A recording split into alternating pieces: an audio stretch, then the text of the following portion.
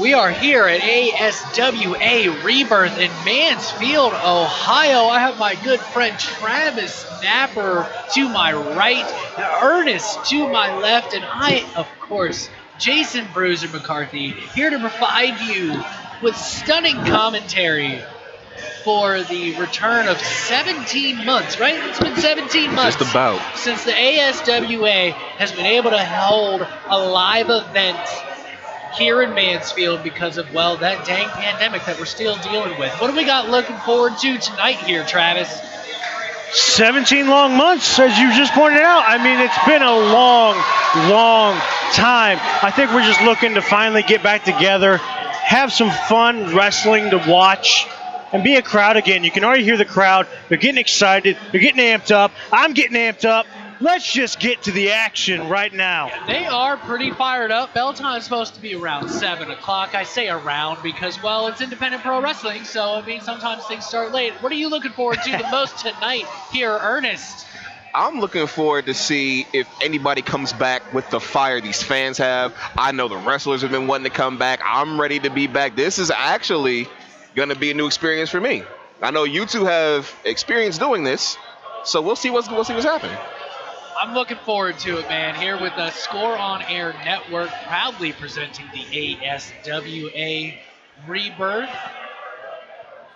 We have quite the card ahead of us. We know who's gonna be here tonight. We got Axel Fury, Random Pain, The Bouncer, The Living Nightmare, Jimmy Lee, Mika Leonhart, my bad.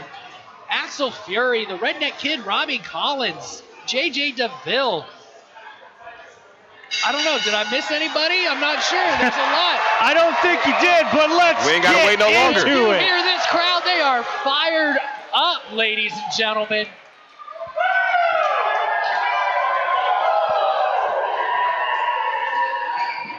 Ladies and gentlemen, boys and girls,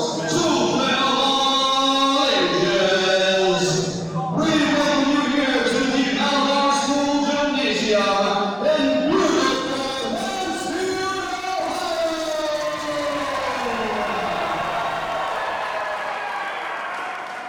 It was so great to see all of you fantastic folks once again here tonight, all together in one room. Ladies and gentlemen, you are what makes professional wrestling so great. You are what makes Mansfield so great, the state of Ohio so great. Give each and every one of yourselves a round of applause. Let's go!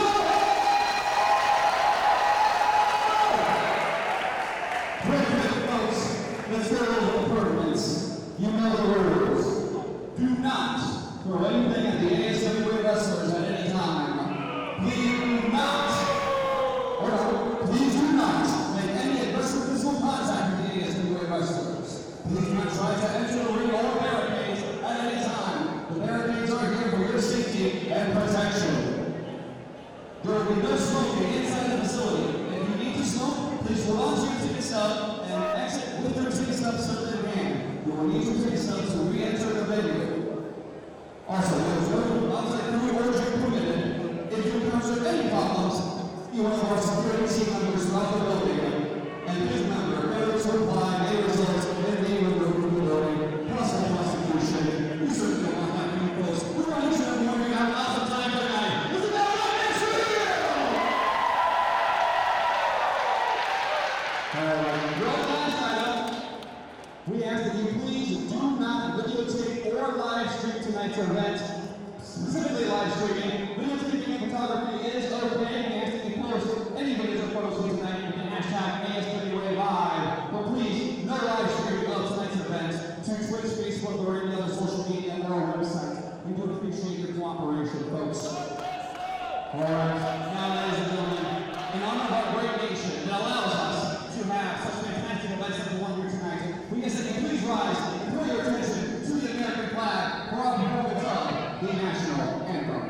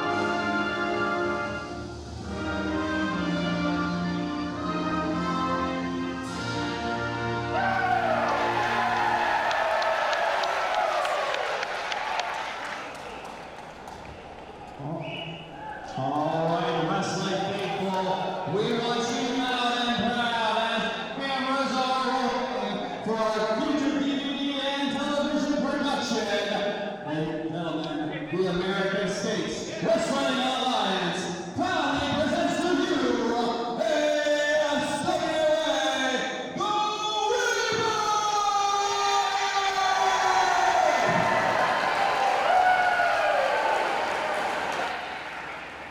Tonight, we missed every single one of you. No, you, sir.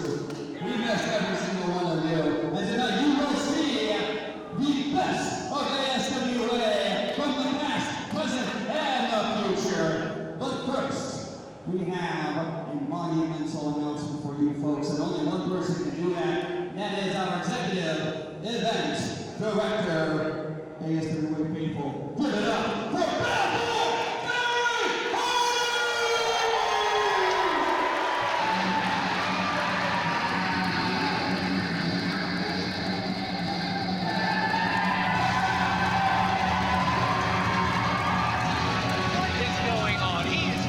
Surrounded by referees. What did he possibly have to tell the ASWA faithful here tonight? I don't know, but they're excited to hear it. He's a big deal in this promotion. Anything he says is a big deal.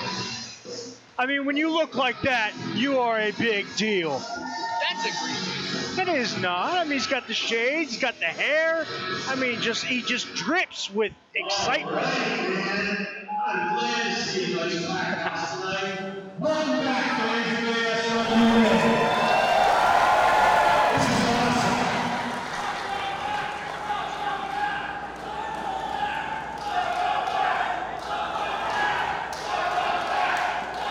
Thank you. Hey, we can't go without you guys, man. We need our super fans. I need to call out the ASWA champion, Untitled, Jimmy Hendrix Experience, and Izzy Lambert, each one after the win.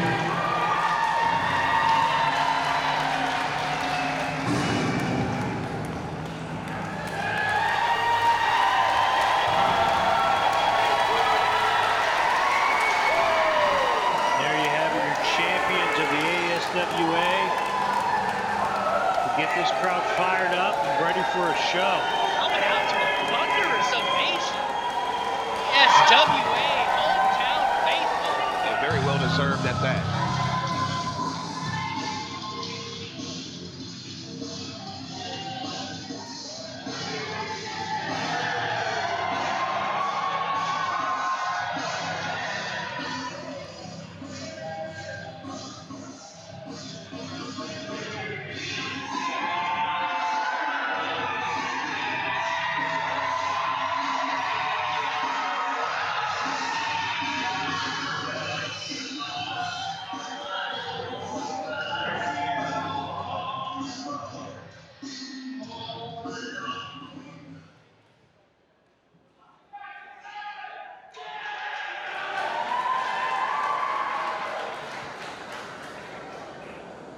Hey, this is awesome.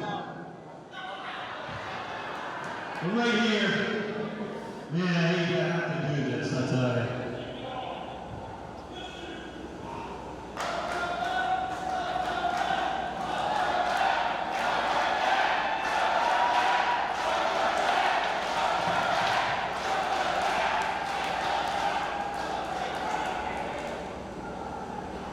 Man, you guys, you're awesome champions. You represent the ASWA's greatest form. But I got a letter, and I don't even want to have to do this. By the way, where's your partner? Kenny the Hurricane Hendrix is stuck on I-71 to traffic. So, but I'm representing the Jimmy Hendrix experience right here, right now, but he'll be here. So make any match you want, we'll beat up any tag team you throw at us, Barry Hardy. Hey, I know Jimmy Hendrix is a stand-up guy, and I know you are too, bro. But I got bad news for all three of you got, including your partner. I hate to have to do this. This is not coming from me. I have nothing to do with this. All I'm doing is following the boss's orders. And they told me that because of COVID hitting and no wrestling going on, no titles have been defended, I gotta take the players from you guys, man. You've got to be kidding. This is an egregious abuse of power. It's a new dawn. It's a new age. And just super glad you told me. Barry, dude, don't do this, man. Why you helped me get this? You helped me, and you made sure that every firm in the river that made me didn't get involved, man. You helped me. You helped me, man. Don't do this. Hey, man, you gotta understand. I don't do this. I don't have a job, so I can't look out for everyone. We have been waiting over a year to see these people again. We've been representing even during the shutdown as champions to these people. We're not champions for us, we're champions for them. And you want to take that from us? You want to take that from them? All I'm doing, brothers, I'm just doing what all the money people said. There's nothing I can do. This has nothing to do with me, believe me. It's up to me, you guys keep these championships and be defending them tonight. All I'm asking is, please turn them over and just, I promise you. It's happening, bro. Sorry. You notice it, because I wouldn't do this. I wouldn't do this for you guys. You work too hard for this. You see all the champions justifiably upset. This has to be heartbreaking for all three of these men. They all worked so hard to get these championships.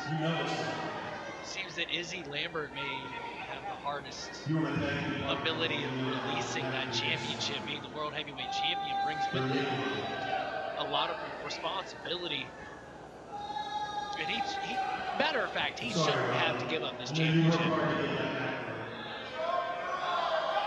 Unfortunately, when you're the champion, you know this could potentially happen to you. The pandemic has taken so much away from everyone here, from the fans to us to the professional wrestlers you see in the ring.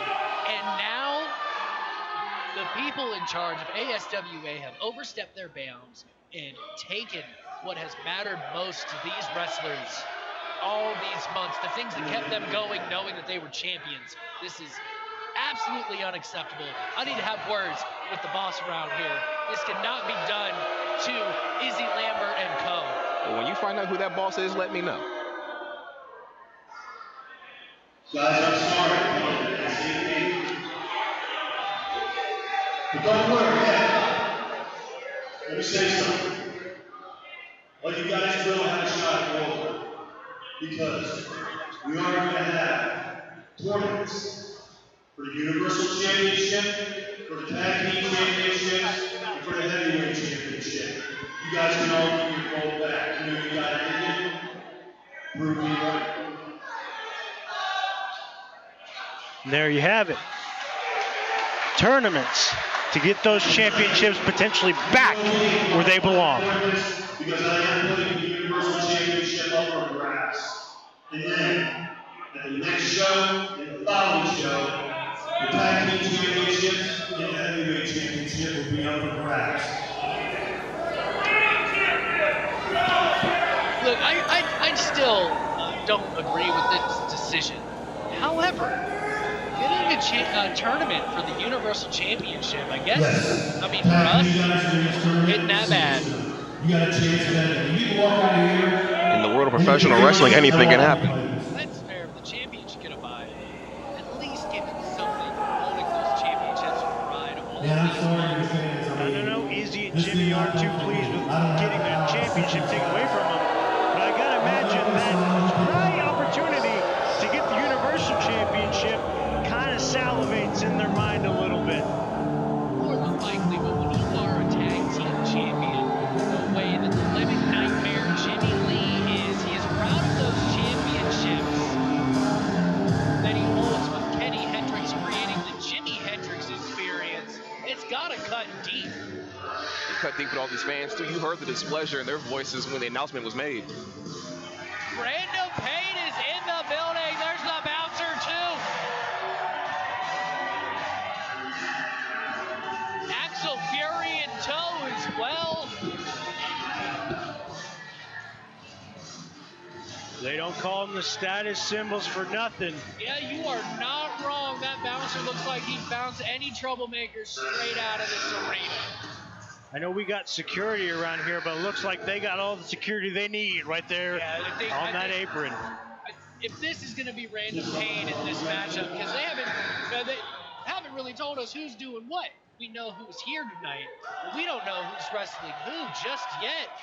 And he's got quite the group behind him.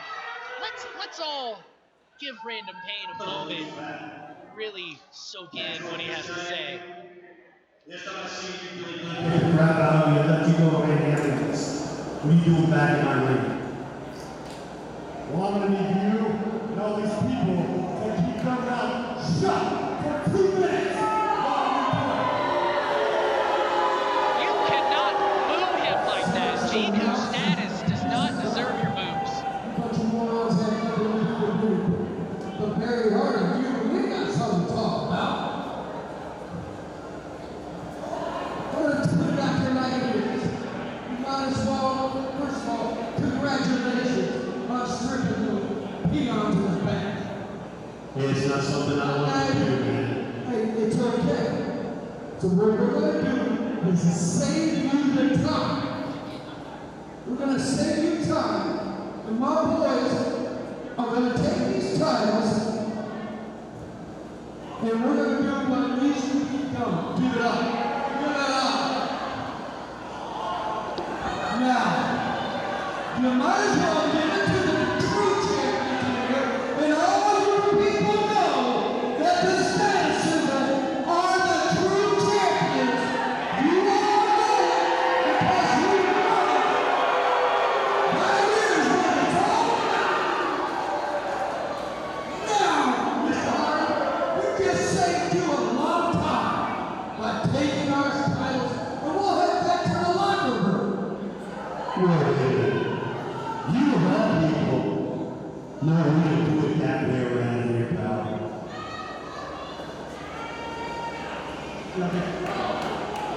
Hey, what are you doing in the class when you talk to us?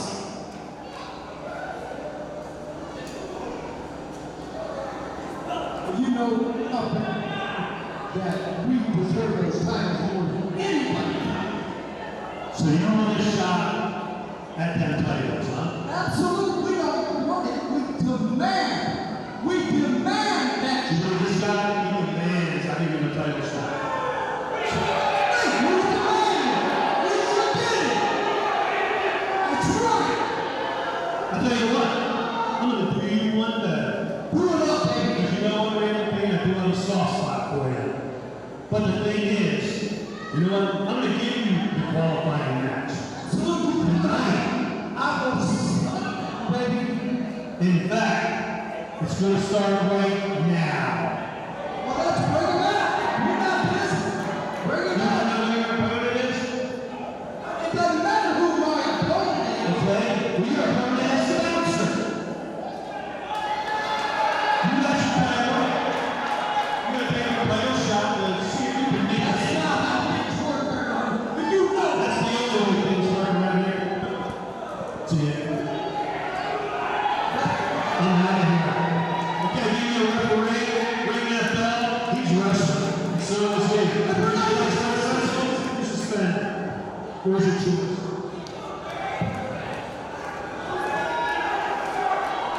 I can do it. We got this. We got this. Barry Hardy, you believe yours. And another Let me get stunning, this party right. and another stunning decision. We have members of the status symbols go on one-on-one in our opening matchup of this tournament. An egregious use of power once again. Random Pain versus the Bouncer to open up this show. What do you think of all this turn of events that we have had so far, Travis? Hey, they wanted an opportunity, didn't they? They got their opportunity. It's not an abuse of power. They asked for it. They got it. It just happens to be against one another. It's abuse of power. Two people in a stable shouldn't have to go one-on-one. I see it as an opportunity. Look, they're not even dressed to wrestle. What an abuse of power, forcing them to wrestle right now without even having their gear on. They're still dressed to the nines. What do you think, Ernest? They should have came prepared to wrestle. If they thought they could walk in here and take the belts, then that was on them. Now, my question is right now, Random Pain seems to be telling the bouncer to do the lay down. And it doesn't look like the bouncer's about to lay down for nobody. This might get interesting real quick.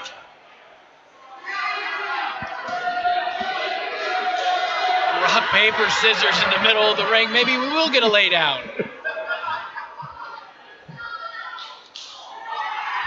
Oh, bouncer got the best of it. He won. I don't know what that, symbolizes. Maybe a round 2 here. Here we go. They're gonna look. Nope. Rock, paper, scissors again. Oh, Random Pain won that one. Are we doing best 2 out of 3? We can only hope. Uh-oh. Here we go. Here we go. Best 2 out of 3. Ah, tie. They both picked Rock. The worst pick. Mm. I think Random Pain just won with scissors to the bouncer's paper. No, he wants a rematch. Round 4. Oh, scissors and scissors.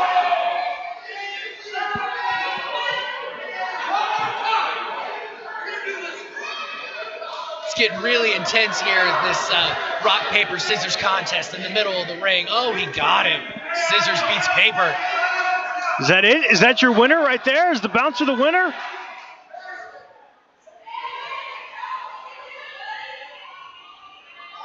What is this? Random Pain is laying down like a man to the bouncer. 1, 2, 3. Wow. Come on. What an amazing match that was. That wasn't even a match. That was a rock, paper, scissors to determine the winner. These people paid good money to see a match, and they got a rock, paper, scissors contest instead. That's a matchup of wits.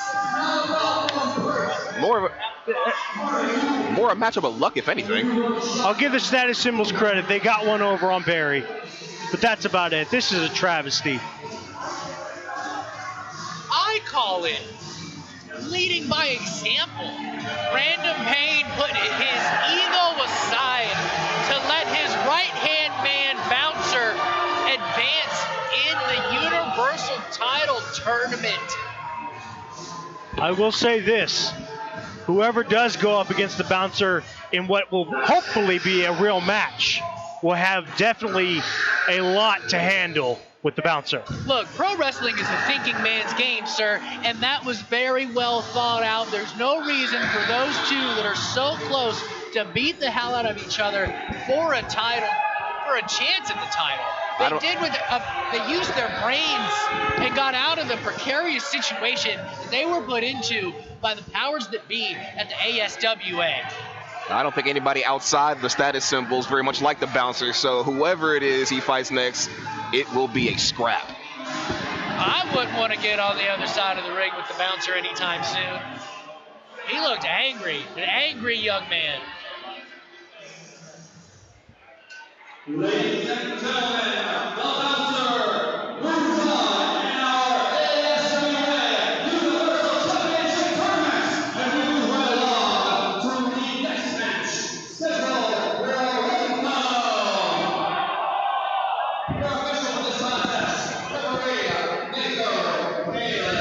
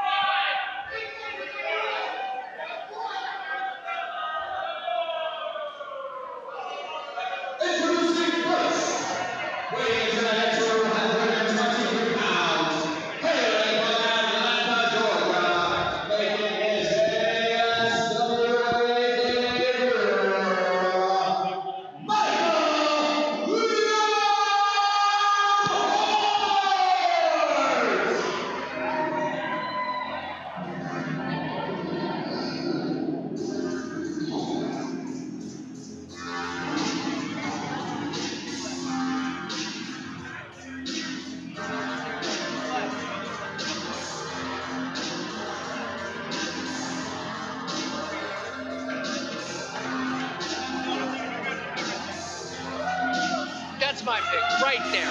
Micah Leonhardt is going to walk his way through this tournament and become the new Universal Champion. He's going to tear through everyone. Just look at the look on his face. He says, I will run through you like a hot knife through butter. Well, you're gonna make, is that what we're doing? You're making your pick already? Already. Before we even know who else is involved? Yes.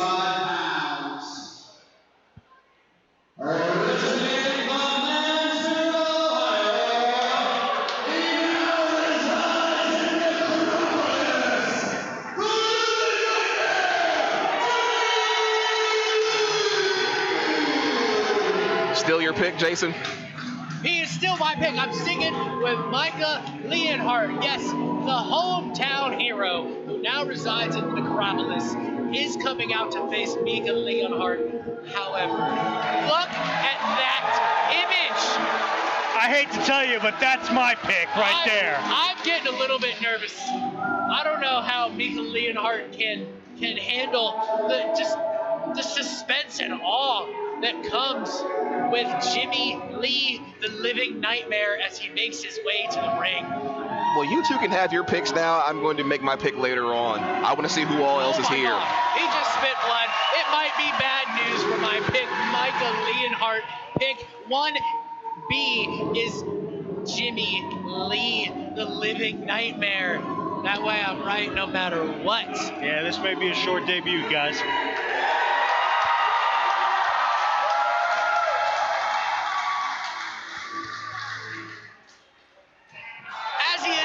Jimmy Lee from behind, taking full advantage of him putting up his coat, pounding him in the corner. What a cheap shot. That's an easy way to get to your opponent, but that is definitely a cheap shot. Look, we are talking about a thinking man's game here. He did not let that scary mask and the blood spit affect him at all. He has a game plan, and he is absolutely pummeling the living nightmare, Jimmy Lee. I'll say one thing, he definitely looks impressive to start out. A lot of power in this man. Oh, he just ate a huge boot to the face. The hometown hero coming back, spinning hell kick. The spinning hell kick by the living nightmare, Jimmy Lee. That momentum was stopped real quick. Whatever Leonhardt has in muscle, Lee makes up for an experience. Leonhardt needs to get out of there for a second. Get in between those ropes. Force a break or something. The living nightmare is taking complete control of this matchup. Hard chop to Micah Leonhardt.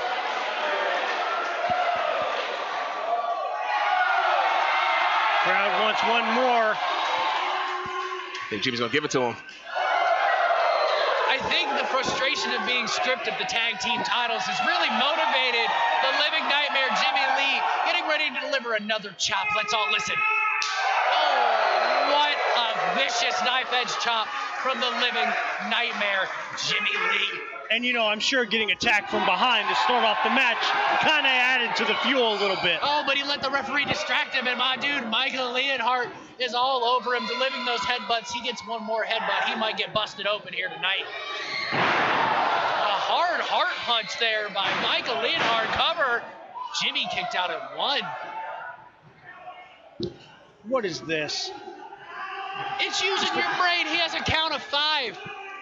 Yes, choking is illegal, but you have 5 seconds to choke people. It's not like an automatic disqualification. You must use the rules to your advantage to get ahead in this business.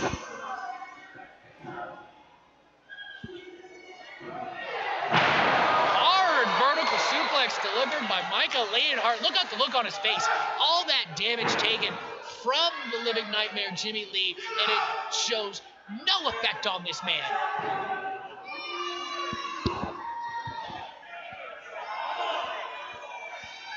He's definitely not afraid to use that count in any means necessary. Because he's smart. This is a game of chess, not checkers. You don't think a vet like Jimmy Lee's gonna come out of this? I think the young man's got his number here tonight. There's only so many tricks these heroes can play that they're willing to do. What a snapmare Well, you say it's a smart man's game, but I don't know how smart it is to test the referee multiple times and get in his face. He might come back to regret that. That's fair, but if you must recall, the Living Nightmare was also in the referee's face just a few moments ago.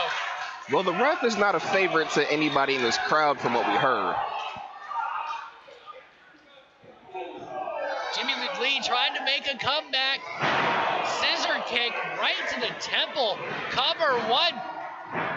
Once Only again, a one count. Jimmy Lee kicks out at one. What's it going to take for Mr. Leonhardt to defeat Jimmy Lee? And again, that frustration just shown all over his face, just screaming at the ref. That headbutt had absolutely no effect on the Living Nightmare. He gives him another one. It almost looks like he enjoys taking headbutts. As he smashes his own forehead into the top turnbuckle. He's laughing at it. Maybe I made the wrong pick. Oh my God, Oh, you he's think? down. He is down. I think Leonhardt made the wrong move by headbutting more than once. Those first three were just fine. No one wins in the headbutt, Jason. I mean, that's fair. He's going for the pump handle slam. Micah's trying to fight out of it to no avail. The Living Nightmare is all over Micah Leonhardt with a vicious throat punch to boot. That's not acting like a hero at all. Heroes don't give throat punches. The man's from the Necropolis. He does what he wants. I also don't think they spit blood either, but I'm just spitballing here. Some heroes may, as he rakes the eyes to take advantage of Jimmy Lee. Russian leg sweep from Mika Leonhardt, cover one. Still just a one, not enough. The Living Nightmare is a nightmare to even try to pin. You do have to give Michael Leonhardt a lot of credit, though. He's found a lot of resilience. Anytime Jimmy Lee gets any sort of offense, he's able to bounce back from it. And these two are very well matched. It seems they have their own strengths and weaknesses, and misses the elbow. Meets nothing but wood and canvas as Jimmy Lee gets out of the way. He's setting up, looks like.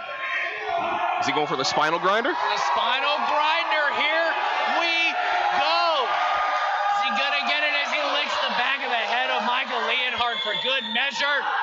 Vicious. Spinal grinder. Oh my God, the spinal grinder is vicious. Cover 1, 2, 3. And there's my pick. You're 0 for 1, Jason. No, because he's 1B. He was 1B, so I was right. The Living Nightmare has advanced in this tournament.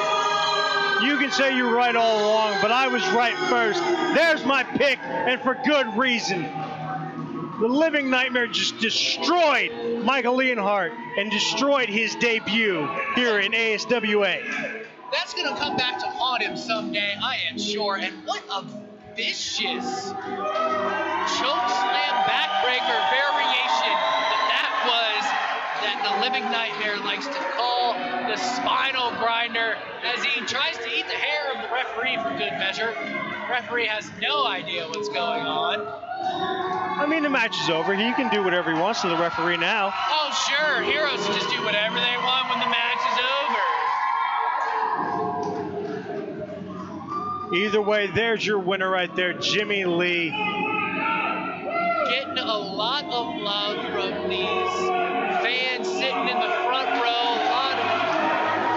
A lot of these fans bought these tickets online to be able to sit front row as close as possible to the ASWA talent. And we want to remind you that you are watching the ASWA right here on the Score On Air Network.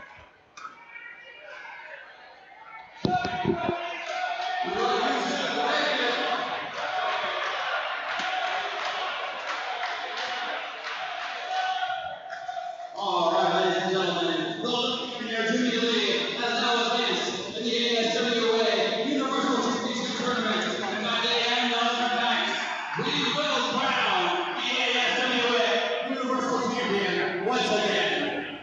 But first, we move on to our next contest, scheduled for one fall.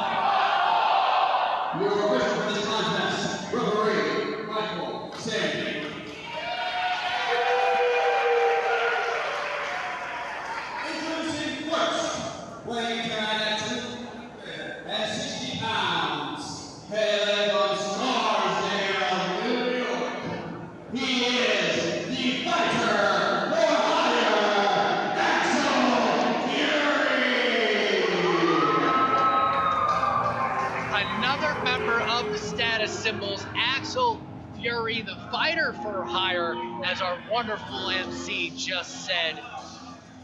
What's going to happen if he moves on and has to face the bouncer? Well, I'll tell you this, he won't get a laydown job like Random Pain did for the bouncer. You gotta help out your crew.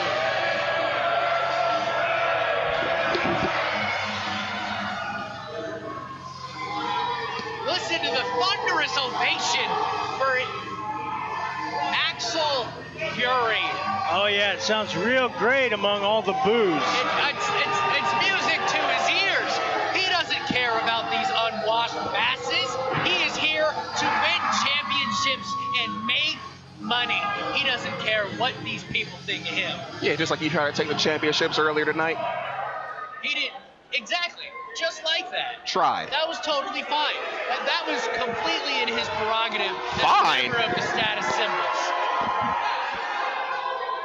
It should be in their contract. I need to talk to their agent. Ready tonight at 230 pounds, fighting out of Cleveland, Ohio, wrestling fans, you got the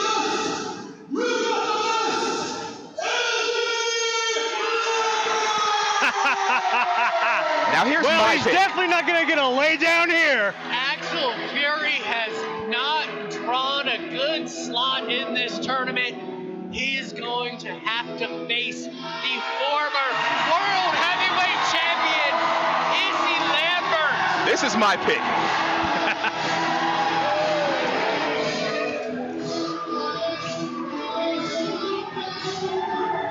This crowd is firmly behind their hero, their former World Heavyweight Champion, and it makes me sick to my stomach that they do not recognize the greatness of the fighter for hire. Now that sounds like an actual applause for somebody that actually deserves it.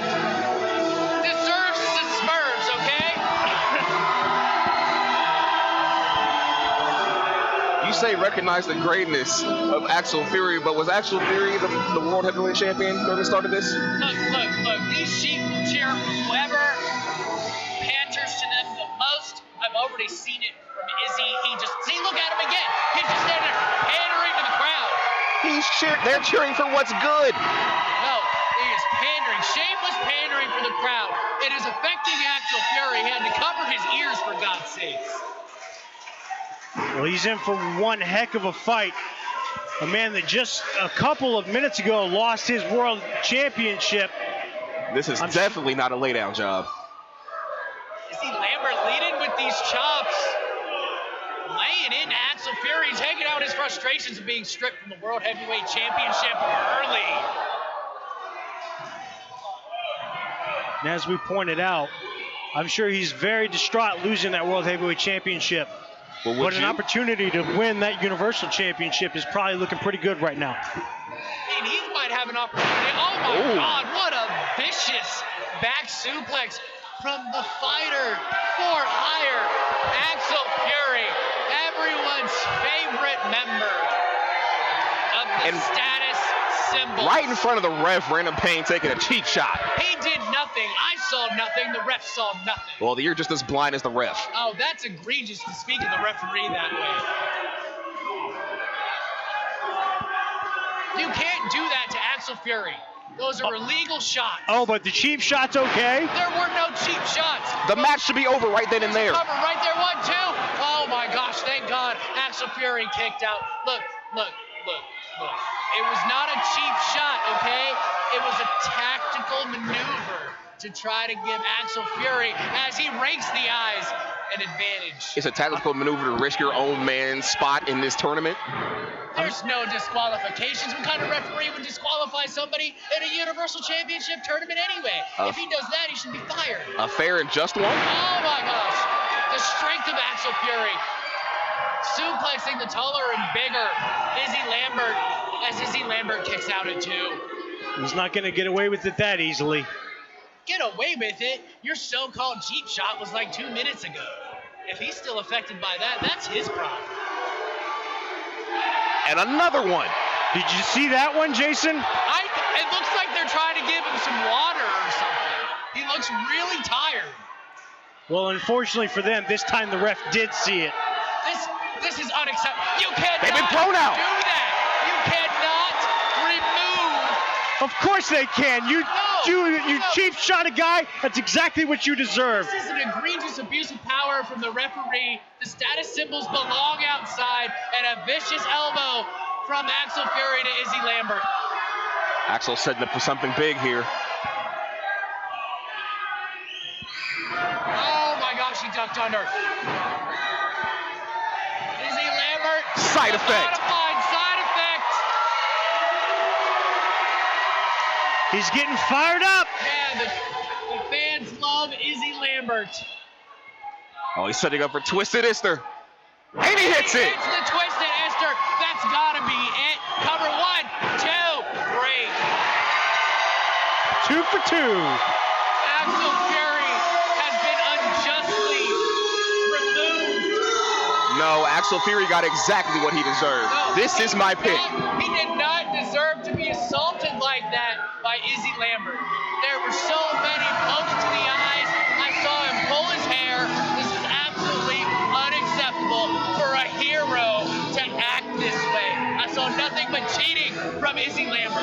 I saw exactly what you saw, but from the status symbols. I think you guys need some glasses, because what I saw was Izzy Lambert taking full advantage of everything that the ref gave him. And I want to remind you all, you are watching ASWA Rebirth right here on the Score on Air Network. If you've ever dreamed of a career in the sports production industry, your next sports emphasis class soon. You'll learn about all the different aspects of what goes into the broadcast that you watch or listen to. Go from behind the scenes to the front of the camera. You'll also get hands-on opportunities to practice your skills through the Score on Air Network. Call the Ohio Media School at 614-655-5250 or visit beonair.com/Columbus. Welcome back to ASWA Rebirth right here on the Score on Air Network as we continue our Universal Title Tournament. Oh, this guy. What's wrong with this He's guy? the biggest panderer of them all. The Bachelor Benjamin Boone. I mean, what is this? This is egregious. He's a man looking for love. Look. No. This is shameless pandering to the crowd, okay? He is searching for someone lost and lonely so that he can get the meaningless cheers from the crowd and get their approval. I think you just don't want to admit that you really want him to give you that rose. I don't think I do, sir. I don't need any more roses. I have all the roses I need right here. From who? From my secret admirers, sir. Secret because she doesn't exist.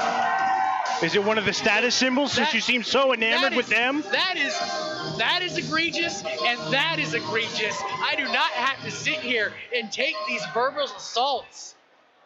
You're right. So let's stop talking and admire the Bachelor Benjamin Boone instead. You would admire the Bachelor Benjamin Boone. I mean, the man drips with charisma, enthusiasm. Look at him. How would you not want that rose from him? He's got a quarter of a tuxedo on his ring gear. That's all he needs. Absolutely ridiculous. Whatever he's doing it right. The crowd loves him. See? Shameless pandering to the crowd.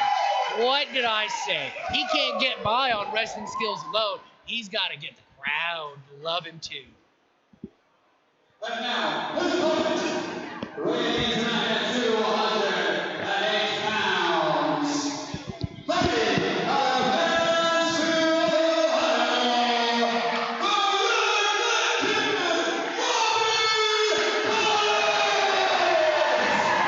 And now we have another hometown hero, the former Universal Champion himself, the Redneck Kid, Robbie Collins.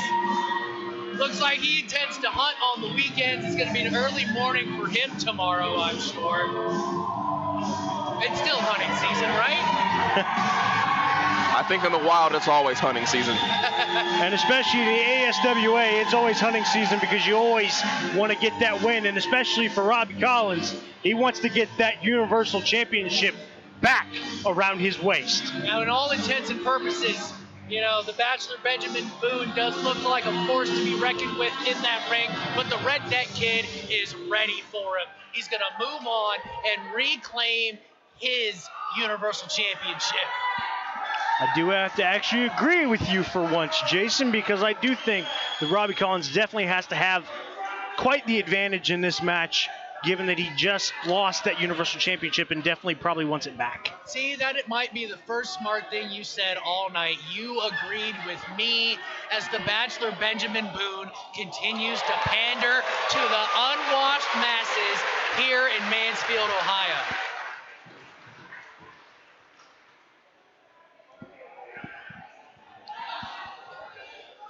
I mean, look at the Redneck Kid's gear. That's legit right there.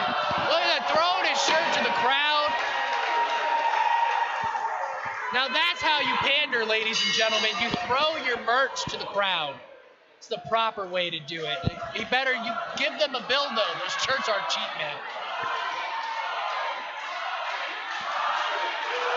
Look, I'll write the bill for him. Okay. He is distracted right now, but he's going to need to get some money back for that shirt. Crowd here fully behind Robbie Collins. It's a tie-up in the middle of the ring, jockeying for position.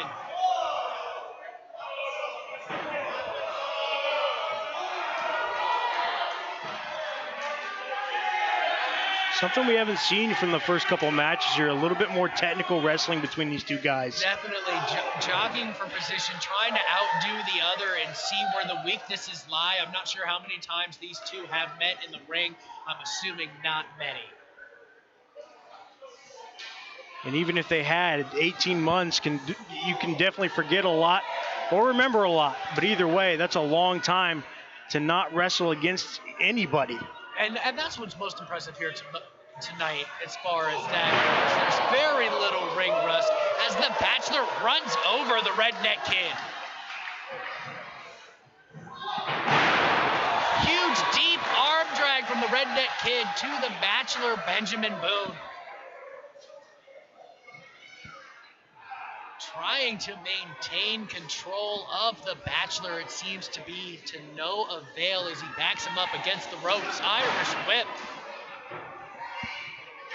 And an arm drag of his own, responding in kind, is the Bachelor.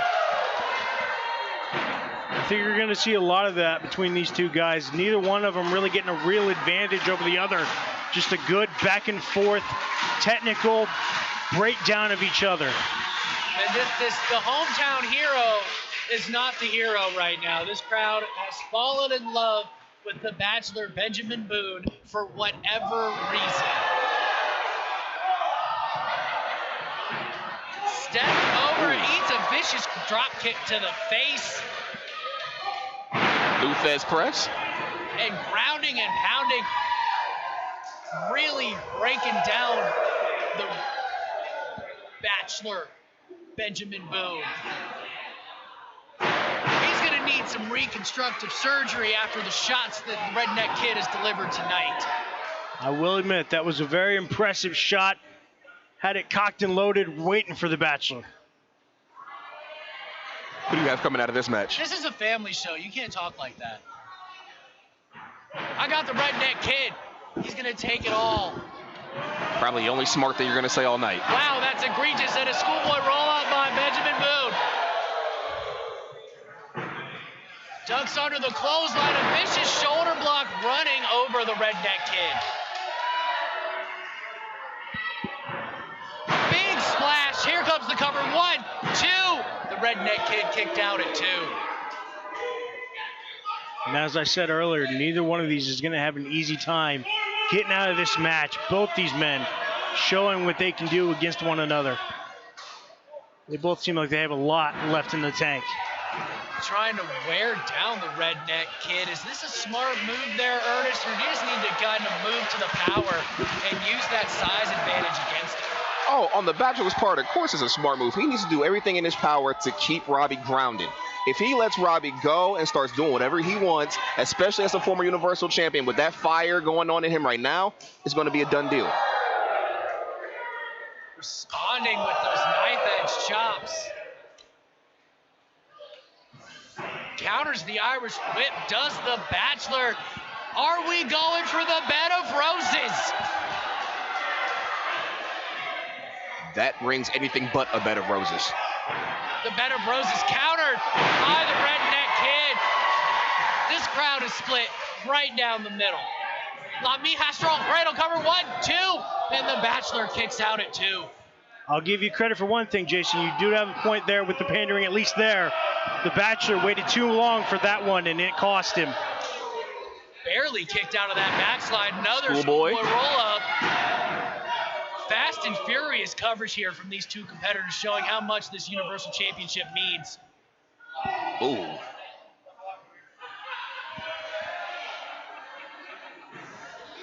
Vertical suplex countered by the Bachelor. Redneck Kid counters the Irish whip into the corner. The Bachelor springboard, cross-body roll through, cover 2, 3. The Redneck Kid has done it. He has advanced in the Universal title tournament, keeping his bold hopes alive. What a match, though. Both guys putting on one heck of a performance. They both gave it their all. It went back and forth for a long, long time. You can see the justifiable disappointment on the Bachelor's face, but both these men put on a heck of a clinic. Well, that's what happens when you worry more about pandering to the crowd than your opponent. I'll give you credit. He did pander a little bit too long on the bed of roses. It cost him. And unfortunately, he did come out the loser in this match. But neither one of these men should have any shame for what they did in that ring right now. No, that was a technical masterpiece from two fantastic professional wrestlers.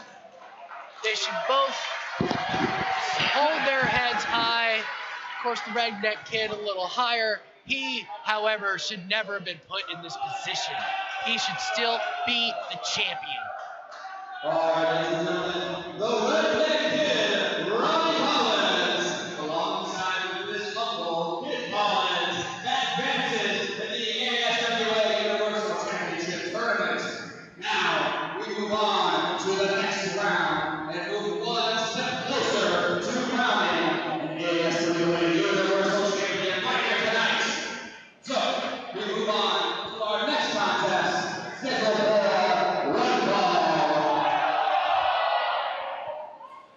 Your official for this contest, referee,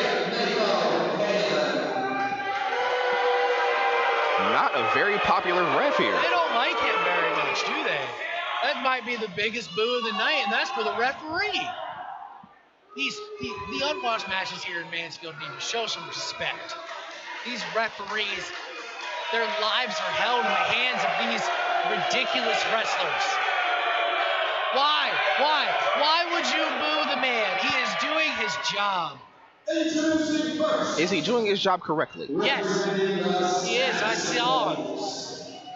The hails from Youngstown, Ohio, weighing in at 240 pounds, the Bouncer! Now, my question here is, how much does the Bouncer have left after that battle of the minds he had with Random Pain in the opening matchup of this Rebirth event from the ASWA? He's got to be absolutely drained and worn out. How is he going to continue in this tournament? Oh, yeah, I'm sure that knuckle is just real sore every time he picks rock. I mean, have you ever done a marathon rock, paper, scissors contest? That is devastating to the tiny bones in your hand. There's like 37 bones in here. Maybe he's got carpal tunnel. First of all, the Bouncer's everything but tiny, so I doubt anything in his hands are hurting right now. Look, he was getting vicious with that rock, paper, scissors. You don't know. We're not back there. We haven't gotten any reports. Where is the Bouncer? See? He may have gotten injured in that back and forth contest with Random Pain. There he is. Well, at least he's dressed to wrestle this time. He was put in that position from the general manager of the ASWA, okay? He put himself in that position when they came out and tried to take the titles. You can't just make a man wrestle when he's dressed to the nines. That is egregious. Well, then it's a good thing that he didn't. They showed him, didn't they? They showed him. Well, now he's going to have to show the world that he actually deserved advancing and see if he can actually win in that ring against his opponent. Have you seen this man? Do you see his ring gear? Of course he deserves to be in this spot. Jeez, the egregiousness at this table is absolutely ridiculous. As long as there are no more lay-down jobs for anybody in the status symbols, we should be fine. The hatred for the status symbols is unwarranted. These are great men, pillars of the community. You should see all the outreach they do for the little boys and children that nobody talks about because they don't pander to the fans. Weighing in at 240 pounds, fighting out of the home of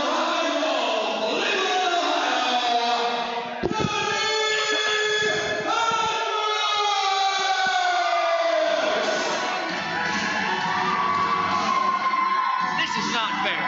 This is not fair. Oh, it's not fair, is it? This is not fair. Look at this man. He's a monster of a man. One half of the former tag team champions. The bouncer should not have to deal with this. He's got a chain. Oh, so that ring gear don't matter much right now, does it? Look, maybe he should go dressed to the nines again because he's going to need protection from that illegal weapon brandished. If the bouncer's as good as you say he is, he shouldn't have a problem. Look, he's brandishing a weapon right in front of all of our faces. He will take it off when he gets to the ring. That's what you say. But then where's he going to put it? In a nice, convenient spot where he can steal the win from the bouncer. Well, the bouncer's got 3 weapons, and they're sitting around the ring. We saw them at their finest earlier. Those aren't weapons. That's moral support. Friends support friends. Yeah, good shot to That the hits head your is a opponents good- in the forehead. If that's what it takes, then yes. Friendship has no bounds. Look, he's still carrying the chain. He is in the ring, and he has the chain in his hands. I would too with the status symbols around the ring. It's not like they're in there. Yet. They just want a closer look.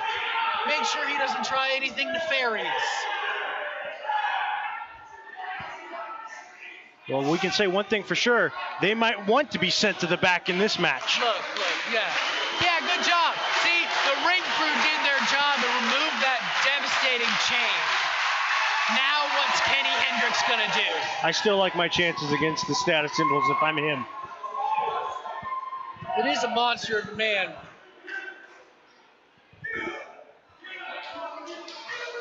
Any favorites going into this one?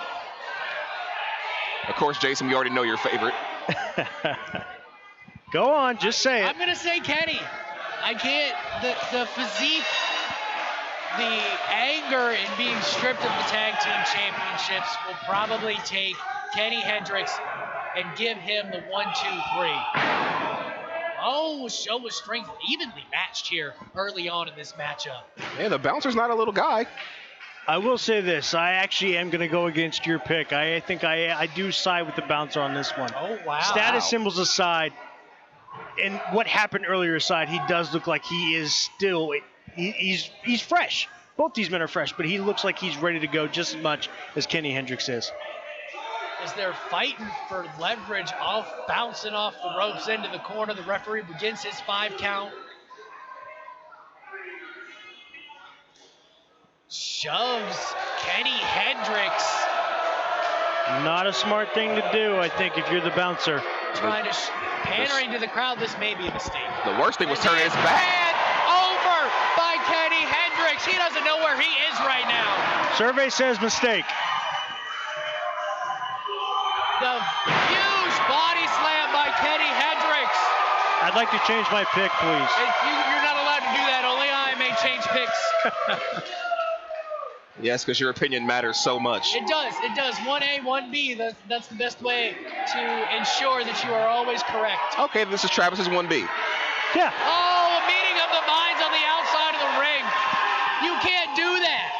You did That is it. an illegal weapon.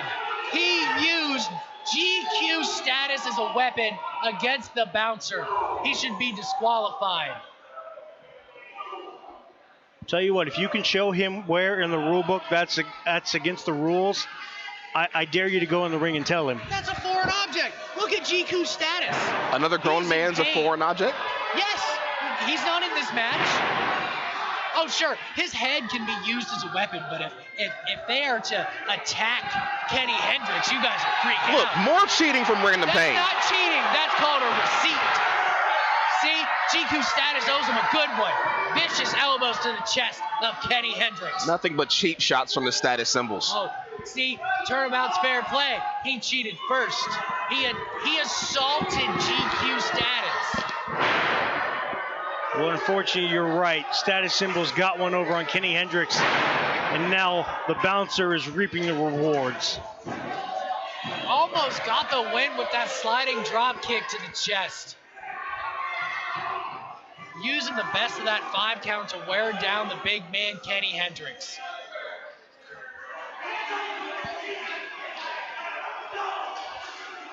Jaw-jacking with the referee, too, going back to the choke.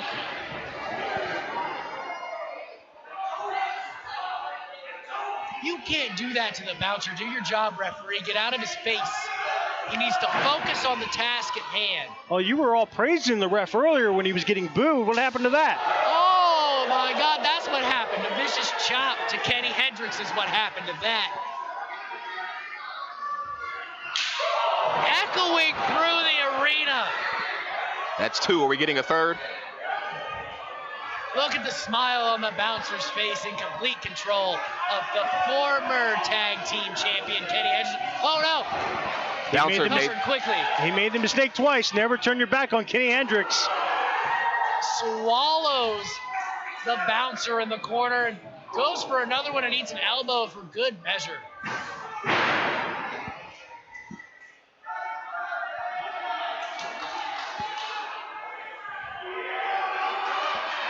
The strength. What a show of strength is right, Ernest.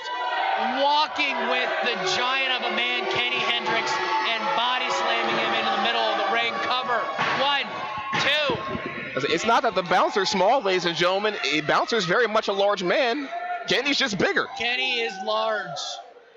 But you know what he's not? He's not in charge right now. The bouncer is all over him.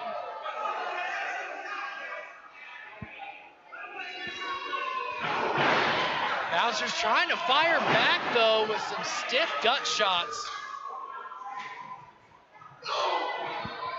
Bouncer does not go down from the clothesline. He ate it like it was for breakfast. Both these men just showing absolute physical strength and endurance to take every shot that either one of them are dishing out. Bouncer is feeling it right now. Vicious knee.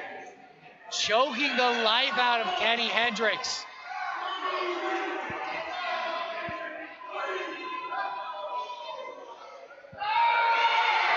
Again with the antics at ringside. I see nothing wrong here. So a 3-on-1 assault is nothing? He assaulted the status symbols first. And they got their receipt. Now you're going back for more. You're asking for it at this point. He owed them some change. They forgot his change, and they have gotten it. Well, unfortunately for them, Kenny Hendricks still isn't going down. They're just softening him up, okay? A man who tag teamed with Jimmy Lee, I wouldn't think you go down easy. Look, the tactics have worked. Jimi Hendrix is backing up into the corner. You say underhanded, I say smart.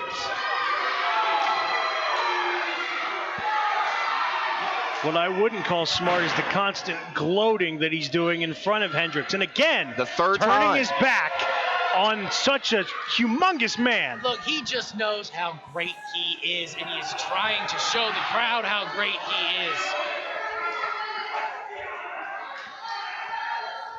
And oh, sure, we see Benjamin Boone pander to the crowd for the whole time, but oh, the bouncer does it, and oh my gosh, what is he doing? The bouncer has an insurance policy, 3 of them, mind you, at ringside. And I'm pretty sure the bouncer is pandering to no one but himself. Look, everyone should have a trustworthy insurance policy. It's what we call smart, thinking ahead. Like I said, this is chess, not checkers. You have to take every advantage you can get, especially with the stakes as high as they are in this Universal title tournament.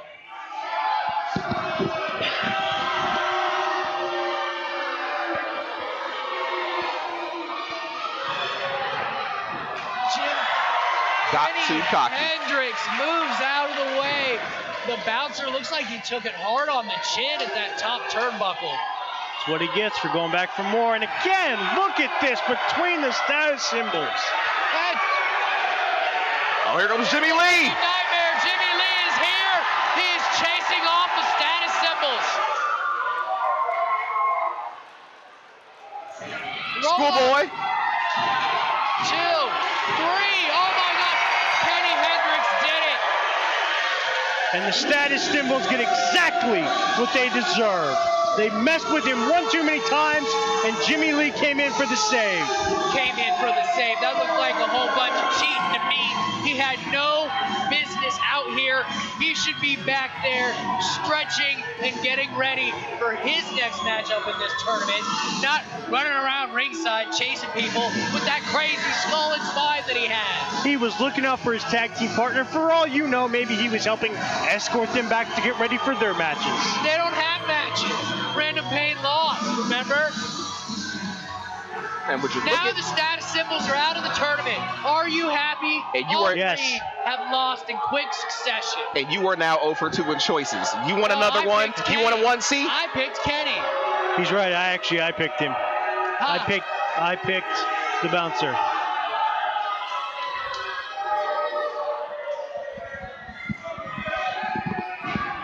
But I'm happy to be wrong. The frustration that the bouncer must be feeling right now to have this matchup just yanked from his hands by the interference of the living nightmare. Had the status symbols kept their hands to themselves and the bouncer stayed focused, he'd still be in this tournament right now. He was focused. The status symbols had nothing to do with any of it. The living nightmare interfered and affected the outcome of this matchup. We cannot stand for this egregiousness. We now move on to our next contest. Scheduled for round ball. We're official for this contest. Referee Michael Sandy.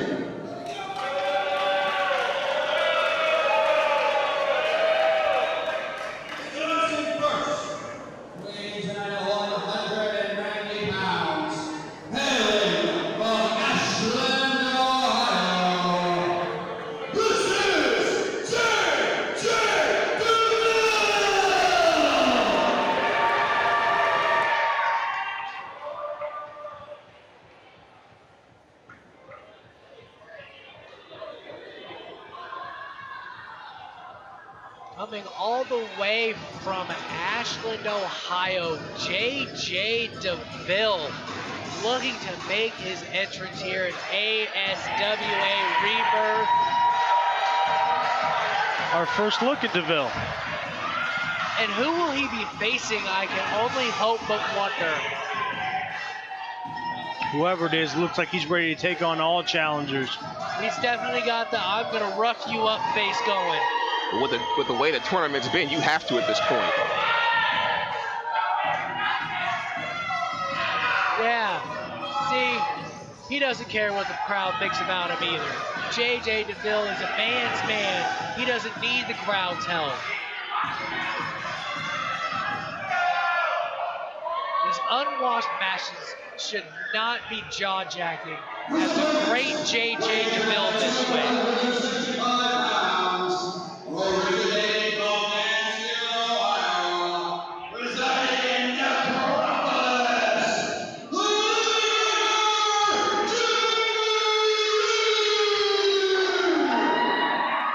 This is not fair to J.J. Deville. He should not have to face the type of monster that has just walked through the curtain in the Living Nightmare. What's not fair about it? It's JJ's first match. This is Jimmy's second. Did JJ make the tournament? No. That was the ASWA powers that be that made that decision. So how is it not fair toward JJ? It's not fair. Look at the mask he's wearing. Look at the skull and the spine. A spine that very well may be from a victim of a missing persons event.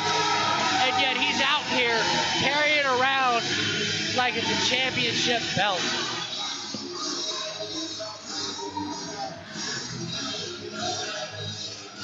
He should be ashamed of himself. Somebody get a DNA sample from that. And what are you going to be looking for? I don't know. There might be a missing person out there that head and spine belong to.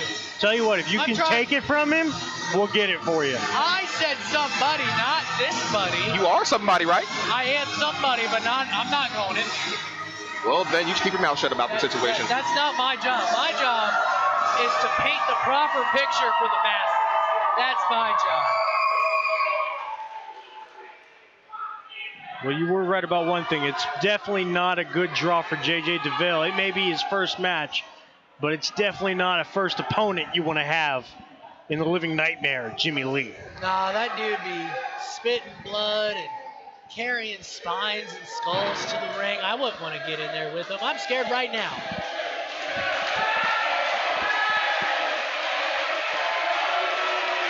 Yeah, see? Smart. Look at J.J. Deville. Taking his time, backing up, not letting these unwashed masses get into his head. Seems more like fear than being smart. No, see, he covered his ears. He didn't want to hear the crowd. 10 count starting right now. It's all right. He's just taking his time. He's trying to get in the head of the Living Nightmare. He has his own type of mind games.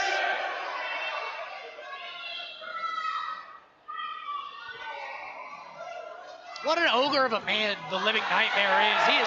J.J. Deville is not having it. He is getting into the head of the Living Nightmare. It's going to make him so upset. He is going to make mistakes. Oh, yeah, he looks real upset right now, just waiting on his opponent. He wants to get his hands on J.J. Deville for whatever reason. I can see the frustration in his face. Look at his face. Well, Tying up in that. Oh, my God. Wow. What power from the Living Nightmare. J.J. Deville being ragdolled across the ring. Maybe he should just stay outside the ring. How can he can't win the tournament out there. I don't think he's going to win anyway. He might. That's a very good point, but right now you're going up against that man in the ring right there. This is all part of the plan. You see cowardly actions. I see using your brain to not get overwhelmed by the presence that the Living Nightmare brings to the ring each and every time he's out there. I didn't call him a coward. I would be doing the same thing he's doing right now. I don't want to be in there with Jimmy Lee either. It sounded like you were being, as he tosses him around the ring again. No, I said he should stay outside the ring because that's exactly where I would be, as far away from Jimmy Lee as possible. That's fair. Not the smartest move. No. Indian Deathlock. Oh my, nope, he's just playing games with J.J. Deville now. The powerhouse Living Nightmare. One thing J.J. Deville does have to do, though, he does have to use that speed against Jimmy Lee. He can't try to outpower him. He looks very strong, but I think for right now he's got to use that speed that he's got as his advantage against Jimmy. I think he needs to work that hand, too. He cannot fall victim to the spinal grinder the way that Mika Leonhardt did earlier tonight. I don't care how strong you are. There is no way you're matching Jimmy Lee in power. This may not be a smart decision. And again, just toying with him. Locking fingers is a test of strength. J.J. Deville's just kidding. Now the fingers are locked and the strength is shown by the Living Nightmare, wrenching the back, the fingers, and the wrist of J.J. Deville. Finally, after multiple shots, the grip of the Living Nightmare has been broken, but he fires right back at J.J. Deville. Yeah, Deville made a little bit of a mistake there trying to jaw jack at Jimmy Lee, and he paid for it a little bit. The power behind the punches of the Living Nightmare is absolutely amazing. Walking the tightrope. Deville walks the rope and delivers a Hurricane Rana to the Living Nightmare, Jimmy Lee.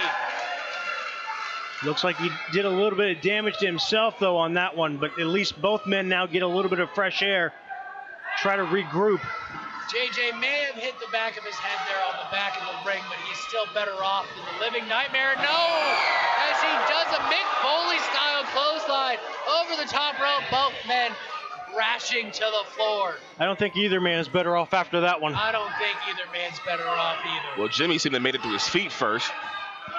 Because he landed on poor J.J. Deville.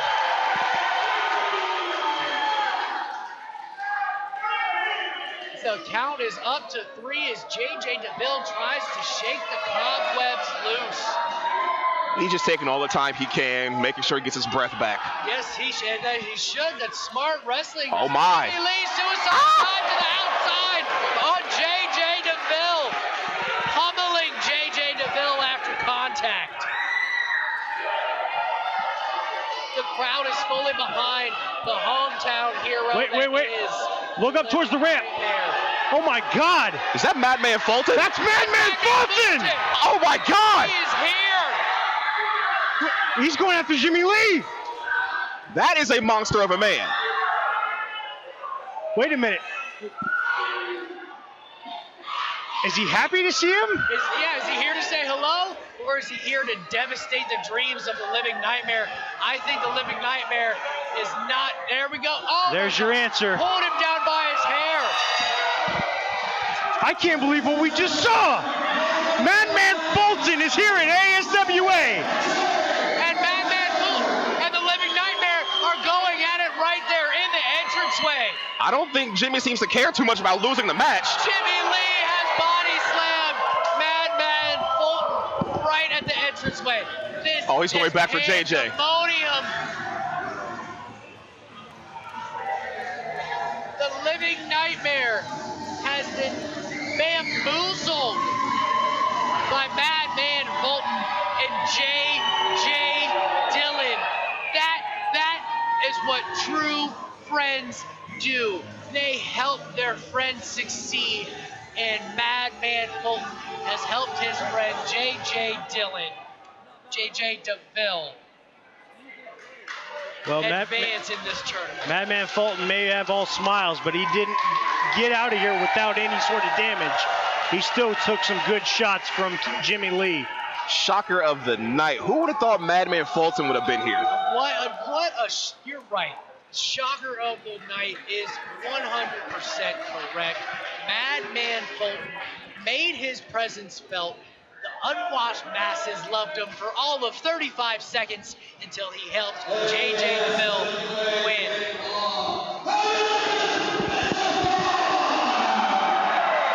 Made a terrible enemy in Jimmy Lee, though. An incredible night of action thus far, and we're not even over yet, folks. One more quarterfinal contest leads to 2 semi-final battles, all leading to our main event finals, where we will crown the ASWA Universal Champion! But first, we will be taking intermission, ladies and gentlemen. Please feel free to visit the concession stand alcohol for a tasty snack.